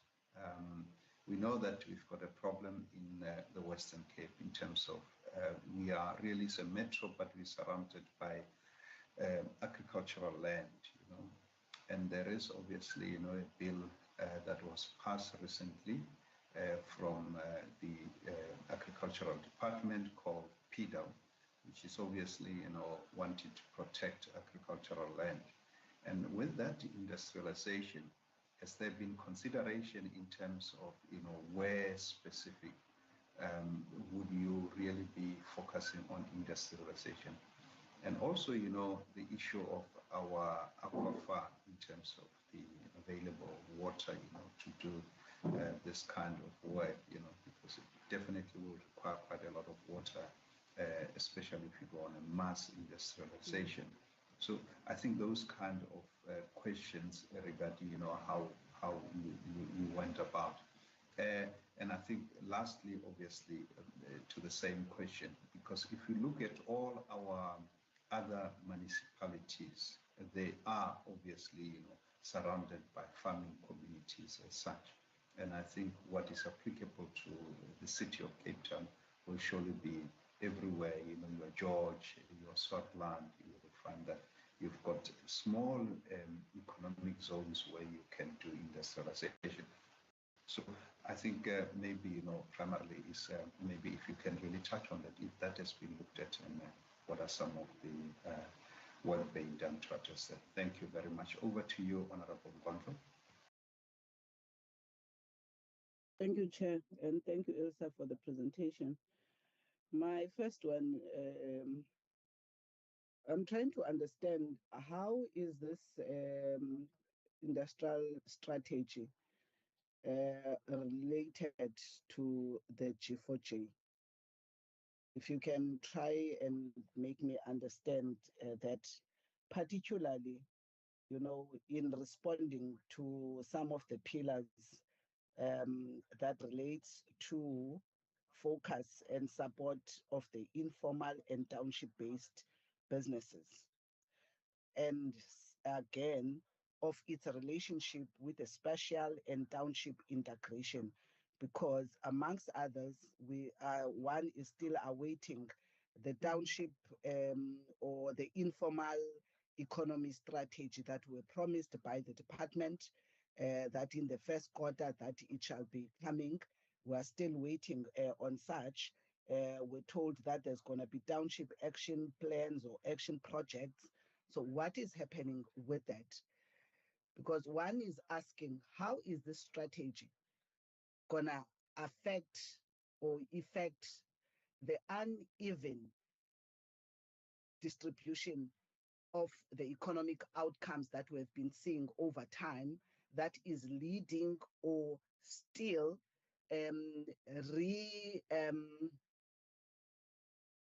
or emphasizing the dual economy that the Western Cape and South Africa is, of a first, more concentrated economy, in terms of the different industries, versus, the other economy with poor people that is unregulated, where people do not necessarily have government services. And that is the elephant in the room. We always talk about all these very nice strategies, but we're not dealing with the reality of what we see year in and year out in outcomes. Because the outcomes are actually, the latest now about the unemployment and youth unemployment is demonstrating how this reality of the regional economy, the Western Cape, South African economy, is stuck in this particular reality. So I'm interested in the three areas you spoke about, decarbonization and this. Where are these things focused and explicit about, trying to deal with that legacy of our economy that is derailing to bring and absorb more people into the economy? Because one is interested, and I'm saying the first iteration, we're told Horizon 1 is 2023 to 2026. This we're doing for a growth that we've projected, and we are left with 7 years. So I'm interested for me to understand with this IDS that is being presented, how quick is this going to deliver the many people that are staying in towns, in rural towns, that are staying in the likes of the Cape Flats, that are entrapped there with serious regulatory challenges about the informal economy, because the very discussion we're having earlier on about LEDs and all of that, are a conversation that, if we're talking about, an integration in government, is not supposed to be a discussion between local government and yourselves. It should be one conversation, because whatever IDS, whatever growth for job strategy that is being done, it is going to be landing in one area in a municipality somewhere. So I'm interested to understand, where should one see that in this particular IDS? The other question, Ilsa, I'm interested in, if we talk about, digitization, how are we resolving the question of broadband infrastructure that is actually weak, especially in poor and vulnerable communities, again, that are trapped in the second economy? So how is this IDS responding to that? Because amongst others, we speak about how, we must digitize the economy. You can go to the areas of Kailicha, Guguletu, and other areas, including in the non-metro areas, and you would see how slow, when you are in those areas and people are trying, to trade online and all of these.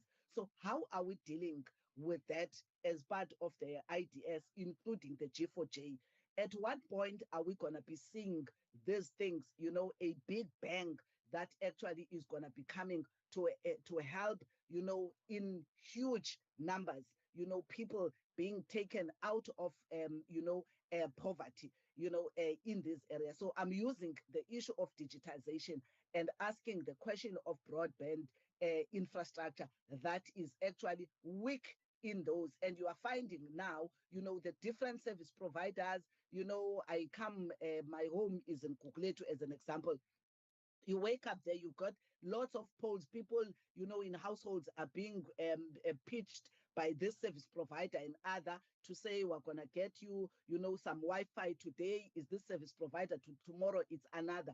It's just chaos because, you know, and people, because they also want to participate in this economy and be part of the digital world, you know, they are actually finding themselves accepting this differentiated group, because the reality is that you've got a challenge of broadband infrastructure in those poor areas. So how is, again, this integrated development or this integrated strategy responding to that? So if you can just help me understand how are these things working, and also the timelines of moving these from ideas to actions, so that we can at least be able to anticipate results in reference to the 2030 sort of horizon that we have projected. Thank you so much.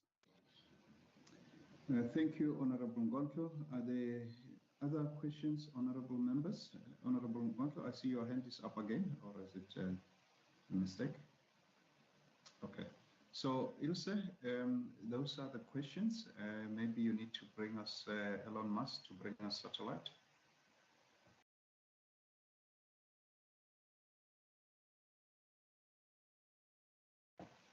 You are muted. Sorry, apologies, Chair. I just wanted to check with HED if she wants to start, if I can respond. It's Ilse. I will pick up after you. Thank you very much, Joe. So I think thank you very much for the questions. In terms of, Chair, with regards to the first part, in terms of the agricultural land and what's protected, as well as the resource resilience, that's quite critical. So with regards to the focus, and especially the shift that we're seeing from national government in terms of really, one, focusing on and really amplifying our special economic zones, our SEZs. That's the one element that's been, it's almost finding a resurgence and a permanency. There was a lot of questions, do the SEZs work or not? And then the second element for me was the focus on our industrial areas. It's been models that's been tried in the past was, should there be agri parks that failed? It didn't really work, it didn't really kick off, or didn't really succeed in terms of a principle. But there's been a big shift, and you'll see that in the IDS, in terms of saying, one, how do we focus on industrial clusters, and how do we proceed to relook at how we anchor industries with our SEZs and the current infrastructure that we do have. Now, an industrial area is a key part of our spatial planning with regards to, is there enough space where industrial activity can actually occur? And this ebbs and flows, and there's different spatial planning that takes place. But it's critical in terms of us looking at future growth, like, let's say, for example, the new Cape Winelands Airport. And what anchor industries do we need to have there?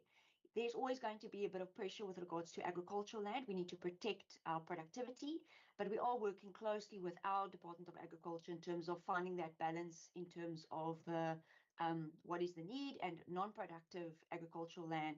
And that's a decision that's going to have to take place, how can I say, case by case, if there is a need for expansion of industrial areas. I do think it's not focused on enough.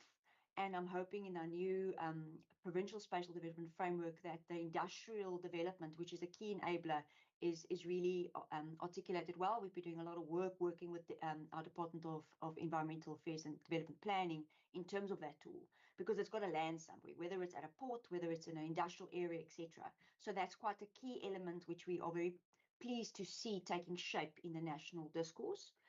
The second element in terms of the water and that usage is important. We are focusing on the decarbonisation roadmap to see how do we decarbonise certain industries which are productive. The water element is the next phase of that project with regards, because there was so much focus in terms of the energy, but the water element is key, especially with regards to what's happening in terms of climate change. It was actually raised again yesterday in our engagement we had with National Treasury. So resource resilience is something which we have to bake in as part of having this productive industry. So we're not finished with the work yet, but it's a key part of saying inputs. I need water, I need electricity, I need labor, I need capital. From a water perspective, in our action plan, that will come out in terms of how do we unlock it. We don't have a choice. We have to be more efficient in terms of how we use resources, and that includes the businesses that are actually doing the producing and the manufacturing.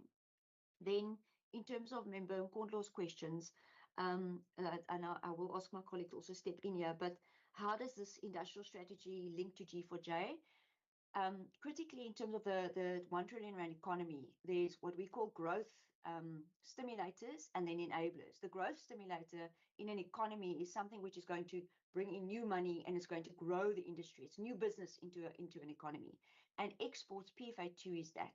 Investment is an enabler. So you're investing in factories to expand. You're investing in, I need to procure more equipment, etc. But exports is a key growth stimulator in terms of our PFAs.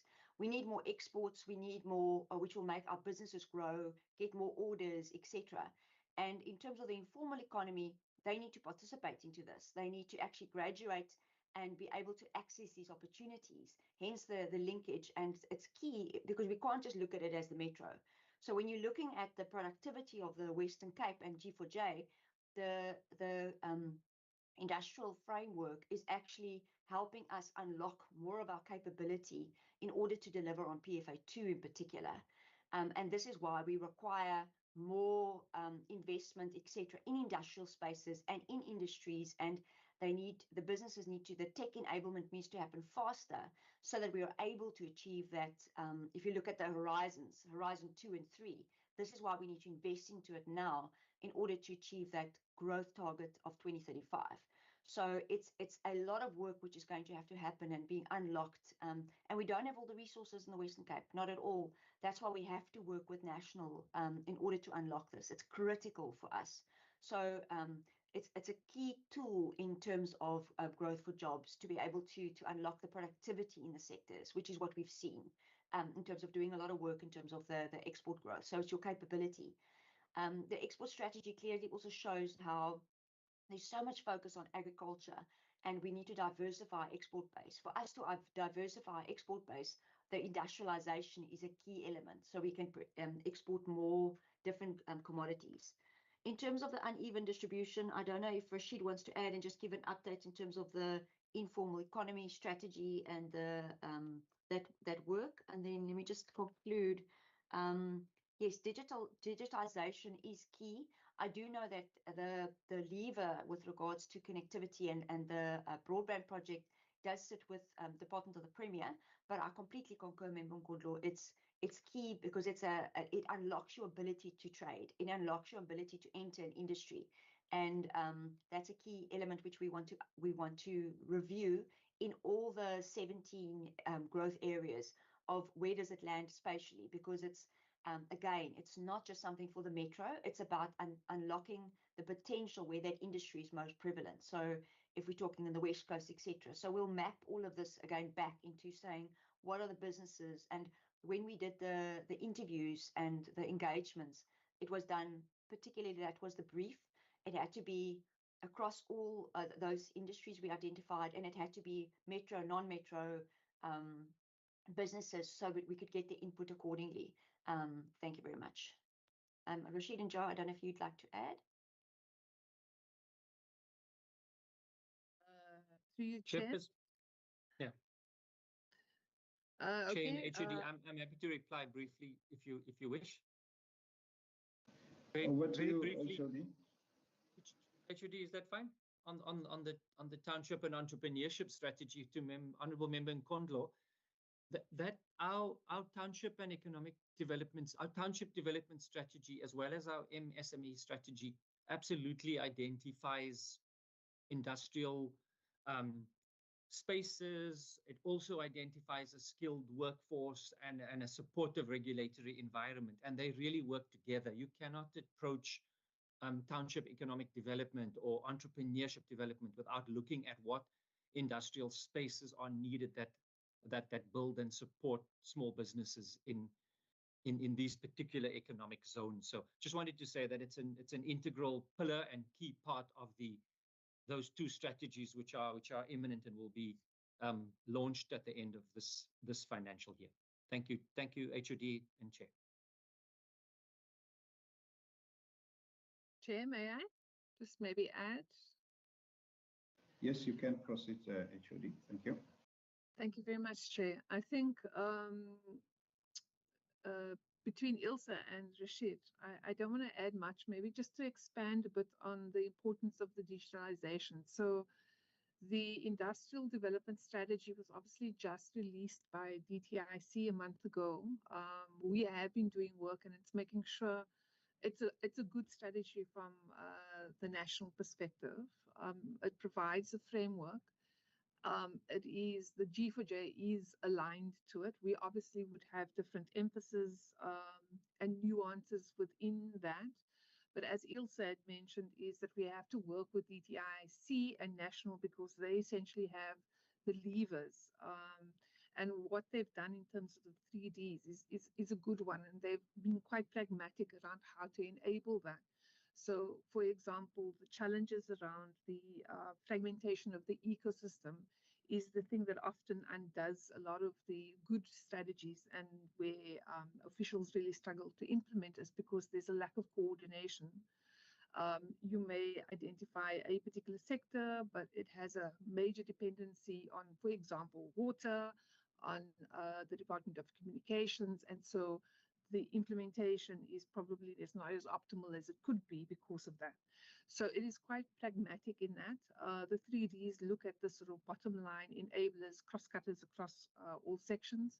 I am happy to say, though, that within the province, we're probably a little bit lucky in that more than 10 years ago, we implemented the broadband strategy. So that was, it is, as Ilse said, it's run by the Department of the Premier. That has seen the Western Cape actually roll out of 3,000 kilometers of fiber. We made sure, because wherever there's people, there's government. If you connect government sites, you essentially then, at the very least, get the access to the digital infrastructure that that is required. The broadband strategic framework is very clear around how to connect. So one, you need access to the infrastructure. The second thing is you need the skill sets in order to productively use that. And then the third thing is you need to be using it. So, for example, about a year ago, they did some research on how businesses use digital and technology, and discovered that a lot of businesses, while they may be using, for example, their smartphones for personal use, they don't necessarily deploy it for businesses. So very few of them have websites, for example. And if you don't even have the basics, then you can't optimize the use of, for example, e-commerce and things like that. So we are leveraging off the fact that there are 1,600 Wi-Fi hotspots across the province that is essentially funded and supported by the province. There's 500,000 devices that access those free Wi-Fi. They get up to 3 gigs a month. So we have already, not maybe optimally, but we do have the resources, and people do actually have the access, particularly in the townships, to Wi-Fi and broadband. Where there is a challenge is around the skills and in terms of the usage. And our team in digital economy is basically doing quite a lot of work around upskilling, raising awareness, particularly focused on business around, for example, how to do e-commerce. So last year we had a thing called Tech Talks, where we had the CEO of Take-A-Lot present the opportunity so that we can raise awareness and then support the businesses in order to use and deploy digital technology more appropriately and to improve their productivity.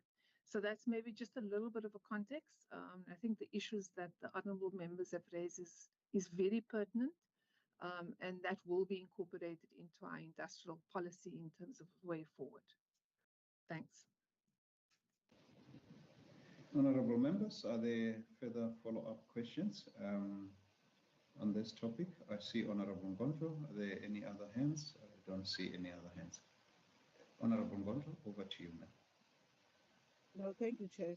And let me note the responses. Chair, I would request the department to provide us the specifics in the industrial strategy that is being developed of how this strategy, where exactly, more than inference, where is the strategy reflecting its role or in how it will intervene in trying to disrupt the dual economy in the Western Cape, with specifics around the township economy and spatial integration. I would like the department to provide, because we don't have a copy of the strategy now, if they could just provide us that and indicate where exactly, what are those things that are being suggested through this strategy to actually deal with this particular problem that one has raised, so that every time we talk about the implementation of the strategy, we know exactly what the strategy said in as far as these specific issues are concerned, and how to then, monitor, in the implementation and in the broader programs of the various stakeholders that will implement the strategy, that such is being done. So I would appreciate if we could actually be provided such in writing. Thank you so much. Thank you, Honourable Ngondo. My follow-up really relates to, obviously, water is one, but we don't have reliable energy, although we are, of the challenges of ESCOM, but the energy reliability is also going to be one of the areas that might really challenge the industrial strategy. Are there, areas that the industrial strategy is addressing that? And the second one, obviously, is the port challenges. The ports are ongoing in terms of giving us lots of challenges, and often we get told that the system is being sorted, and that the infrastructure is being addressed as such. But I think what is important is to really understand as to, as you develop the strategy and you start your industrialization, do you have capacity, working relationship and capacity of the port to be able to export the goods that are being produced here in the Western Cape to the rest of the world? Thank you very much, HOD. That's all from my side. That definitely, sorry, Chair, the port challenges as well as reliable energy would definitely be aspects because that obviously impacts on the competitiveness. So logistic costs in South Africa is 15% more than the international benchmark. And that obviously impacts on our ability to export and also withstand imports that are coming in. Have our businesses basically be competitive against imports that are coming in. The same thing with reliable energy. So there's one issue with reliable energy is incredibly important, gives certainty. But the other aspect related to energy that's becoming more and more dominant is the cost of the energy. And then, of course, the issue around carbonization because of the fact that we use the bulk of, because the bulk of our energy actually comes from coal. So there's an issue around decarbonization, which is why the framework of what National's industrial development strategy is talking about for us resonates because it is aligned to the G4J. But as we go through the process of finalizing our industrial framework, and as Ilse had basically said, we are looking towards the end of this financial year of finalizing that after we completed the investigations and our research, and we've done the necessary consultations locally as well as nationally. We will definitely provide the information that has been requested, and we will be mindful of the line of questioning of the standing committee and making sure that those things land in the strategy or in our response so that it's clear how we're responding to the major challenges that face our industry. Thanks.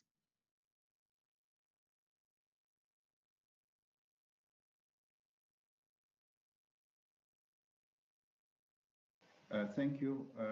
I see the hand of Honorable Ngontlo. Is it a follow-up question, ma'am? Yes, sir. Okay, you can go ahead. Thank you. I just wanted to ask the HOD, given the elements, I think, of the spatial needs, because my understanding is that any industrial strategy would always affect space and how space is utilized.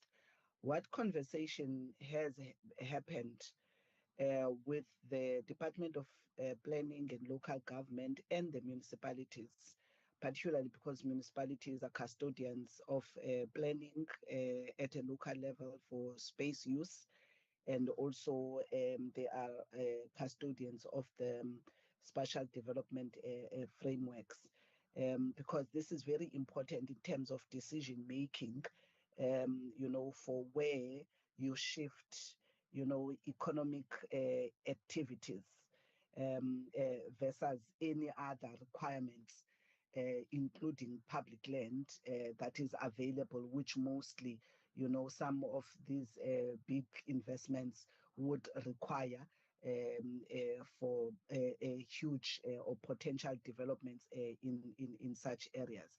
So for me, I'm just interested, what is the conversation that is being held with them, around that particular issue?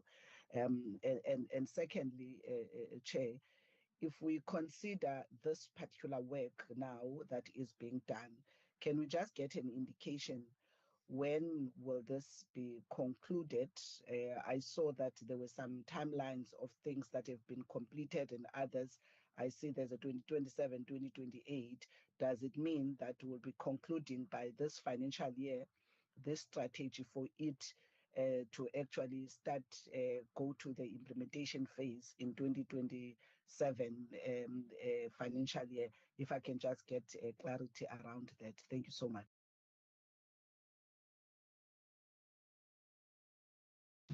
HOD, over to you, ma'am. Thank you very much, Chair. Once again, I'm going to just perhaps ask Ilse to provide the details, particularly around the timelines. She can go into a little bit more detail if she wants to, with your permission, Chair. And then she can also just touch on the conversations that have been had with our sister Department of Environmental Affairs and Development Planning. And then I will complement that with also some of the other engagements that we're having with them. Thanks.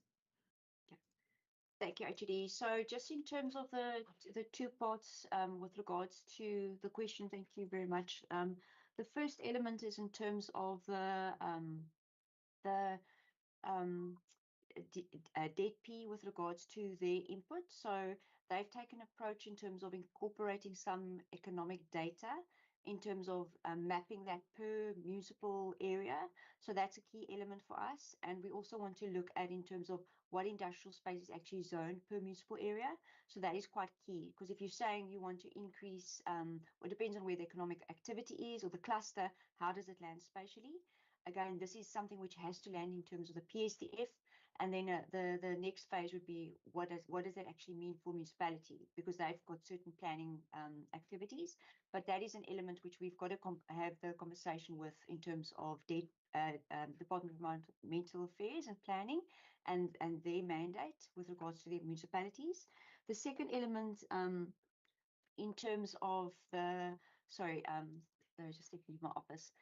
The second element, in terms of what we want to do with regards to the strategy timelines, noting that the IDS is the National Department strategy. So that is, I posted the link in the chat, but our strategy, we're looking at completing the work in December, and a key part of that is the action plans, which is like where I would like to do the mapping, getting DTIC involved, etc. So as I mentioned, we'd like to complete the work in Q4, so before March next year, and then finalize it to start and hopefully submit for approval, etc., in the next financial year. Because as I mentioned, this is quite a key piece of work for Horizon 2 and 3 in terms of G4J. So we are quite under pressure to get this done. Thank you, Chair. If I may, Thank Chair. you. Yes, you may. Proceed. Thanks. Thank you. Just to complement what Ilse has just said now, what is quite important is that the understanding of industrialization or industrial sectors has shifted away from just manufacturing. So now it incorporates tourism, it incorporates services, and then of course you would have renewable energy as well, and the generation thereof that becomes important. And this is quite interesting because it does have less of a spatial pressure, so you don't necessarily have to concentrate that in the metro, and in fact it benefits from being outside of the metro for a range of reasons. So if you look at renewable energy, it obviously tends to be more in the rural areas, and the questions that we are asking, and which the work that Ilse and her team is doing, is saying, for example, green hydrogen benefits from being near source of the energy, and so what opportunities arise from that.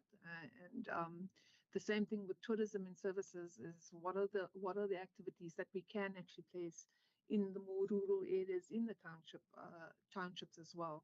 They can possibly benefit from this particular approach. We're not necessarily looking as a department around publicly owned land, because that's not within the mandate of the department. But where we are also engaging with the Department of Environmental Affairs and Development Planning is around the regulatory framework. So obviously there are prescripts around how you use the land. And at the moment, there's the legislation is the legislation, but it's really how do we actually implement that enables some of the developments that is required, again, in a very compliant way, but also we need to make sure that it's enabling. So that's some of the work and the discussions that we are having. The DEP is basically in the process of finalizing their provincial spatial plan, their framework, and we are, Ilse is certainly providing inputs into it, as well as our LED and our reduction unit, is to make sure that it does reflect the G4J priorities, and then two, also that it is enabling in terms of businesses being able to develop their particular growth opportunities. Thank you, Chair.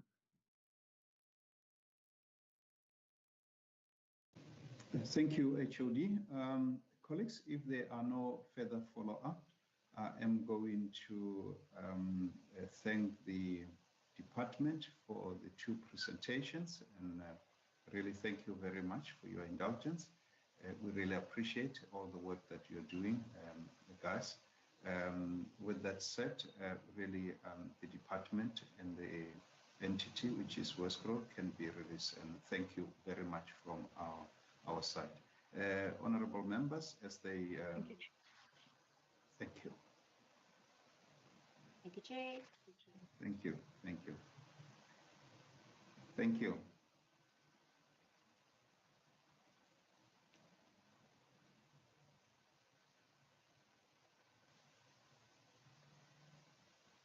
We have got two other items,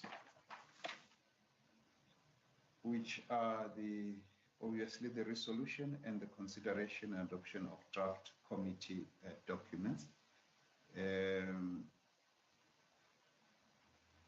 Sharon, would you help us with flighting the first document, and then we can dispense with that, and then we go to the minutes. Chair. The first document is the minutes, correct? That you'd like me Is to it the flag? minutes? Okay. The minutes of the 2nd of June. Okay. Where are we going to flag it?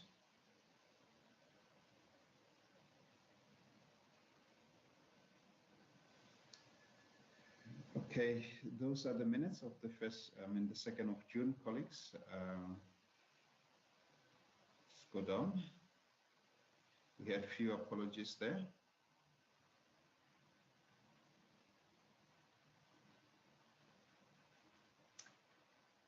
Okay, those are the opening remarks and welcome.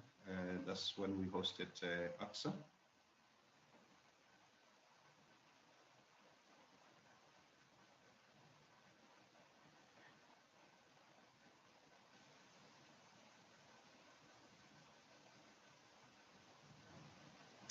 Okay, honorable members, can I see a proposer and a seconder for the minutes? Are we happy? Proposer, Honorable Bryant. Seconder, is that Honorable Brencase? Seconder, Honorable Gonzo. Are you seconding? Thank you. Seconding, Chairperson. Thank you very much. Unfortunately, Honorable Gonzo came first. That's fine, Chair. That's fine. Thank you very much.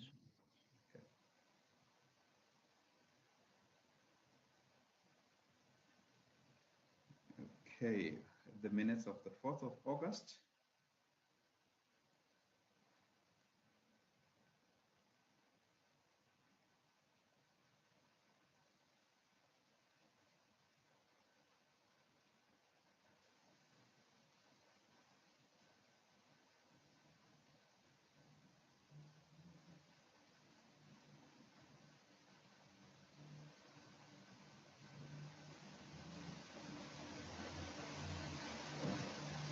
Honorable members, there are the minutes.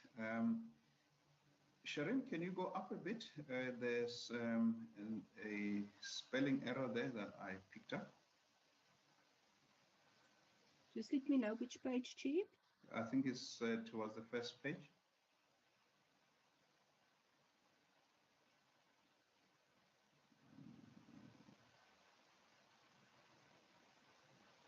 Just go further down, sorry, apologies.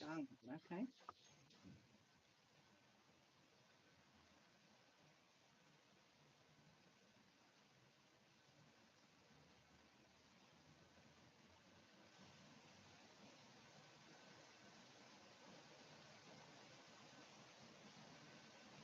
We're on page 4, Chair.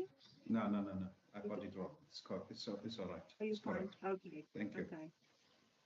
All right, honorable members, can I have a proposer and a seconder?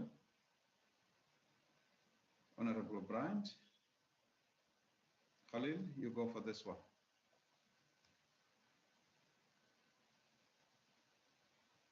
You're still muted. Yes, Chair, second. Thank you.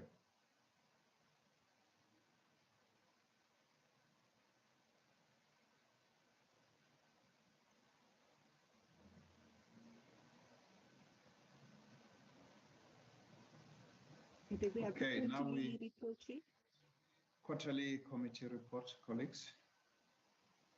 You can take us through, Sharon. I'll do so, Chair. It's a very, very brief report. During the quarter, April to June, the committee had 2 meetings, which you can see over there. Okay. Can plus you an just oversight visit. can you just go up a bit? I saw BFEP.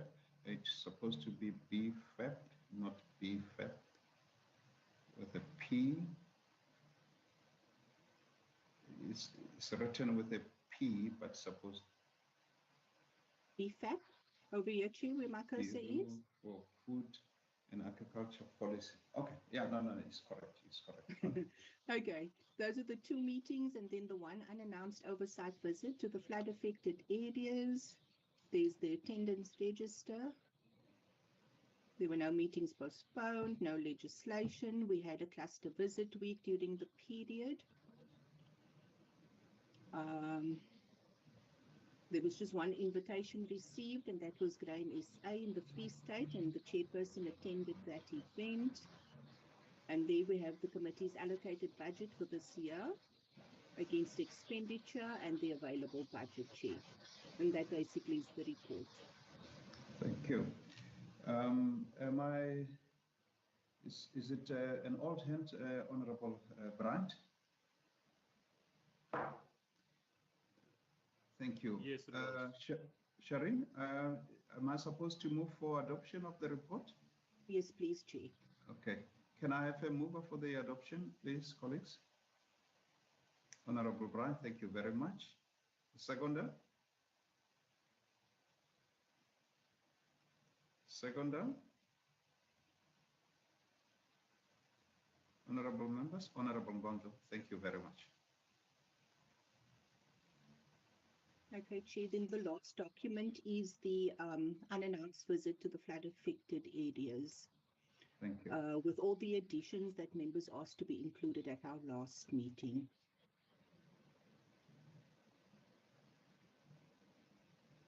Okay. Chair, can I just say I've included all the comments from the members in yellow so that you can see where they are. All right. I hope members have noted those comments in yellow.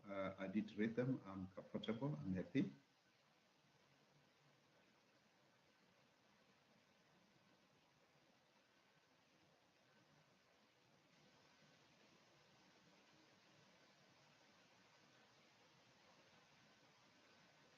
Okay. Thank you, Sharin, for all the work on this report. Honorable members, can I have a proposer? Honorable Bryant. Are you moving to propose that we adopt? Thank you very much. Honorable Ngondo, are you seconding?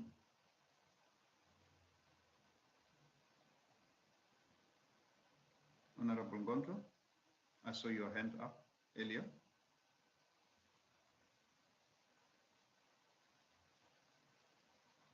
Are you seconding? Thank you very much.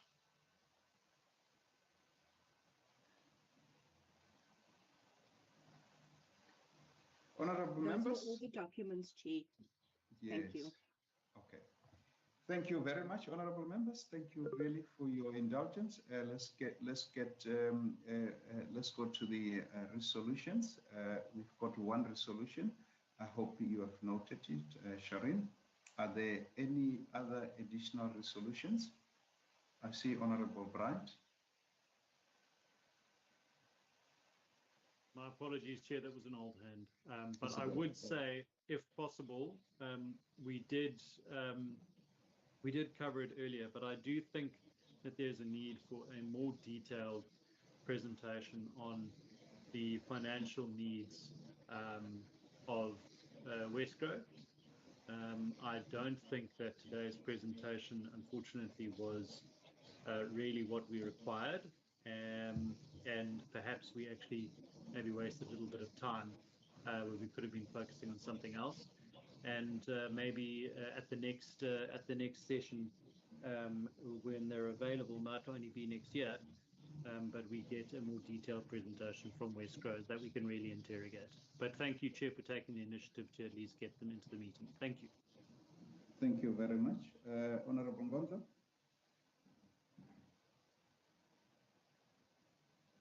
I support Member Bryant. I think he captured my resolution, so I support what he has suggested.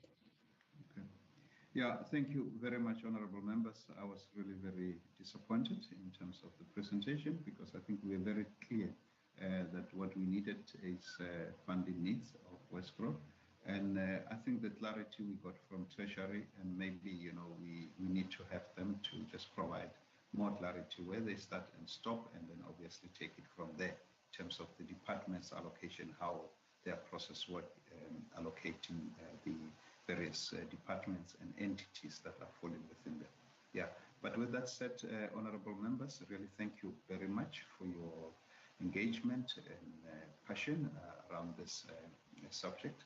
And to the officials, really thank you very much. Wasim, thank you very much for joining us today. It was a pleasure having you. Nomfundo, thank you. I see that Sandiso is still here. Thank you for joining. And yeah, best of luck, colleagues, and all the best for the afternoon. Some of you will see you in budget committee. Those I will be seeing. Best of luck. Cheers. Bye.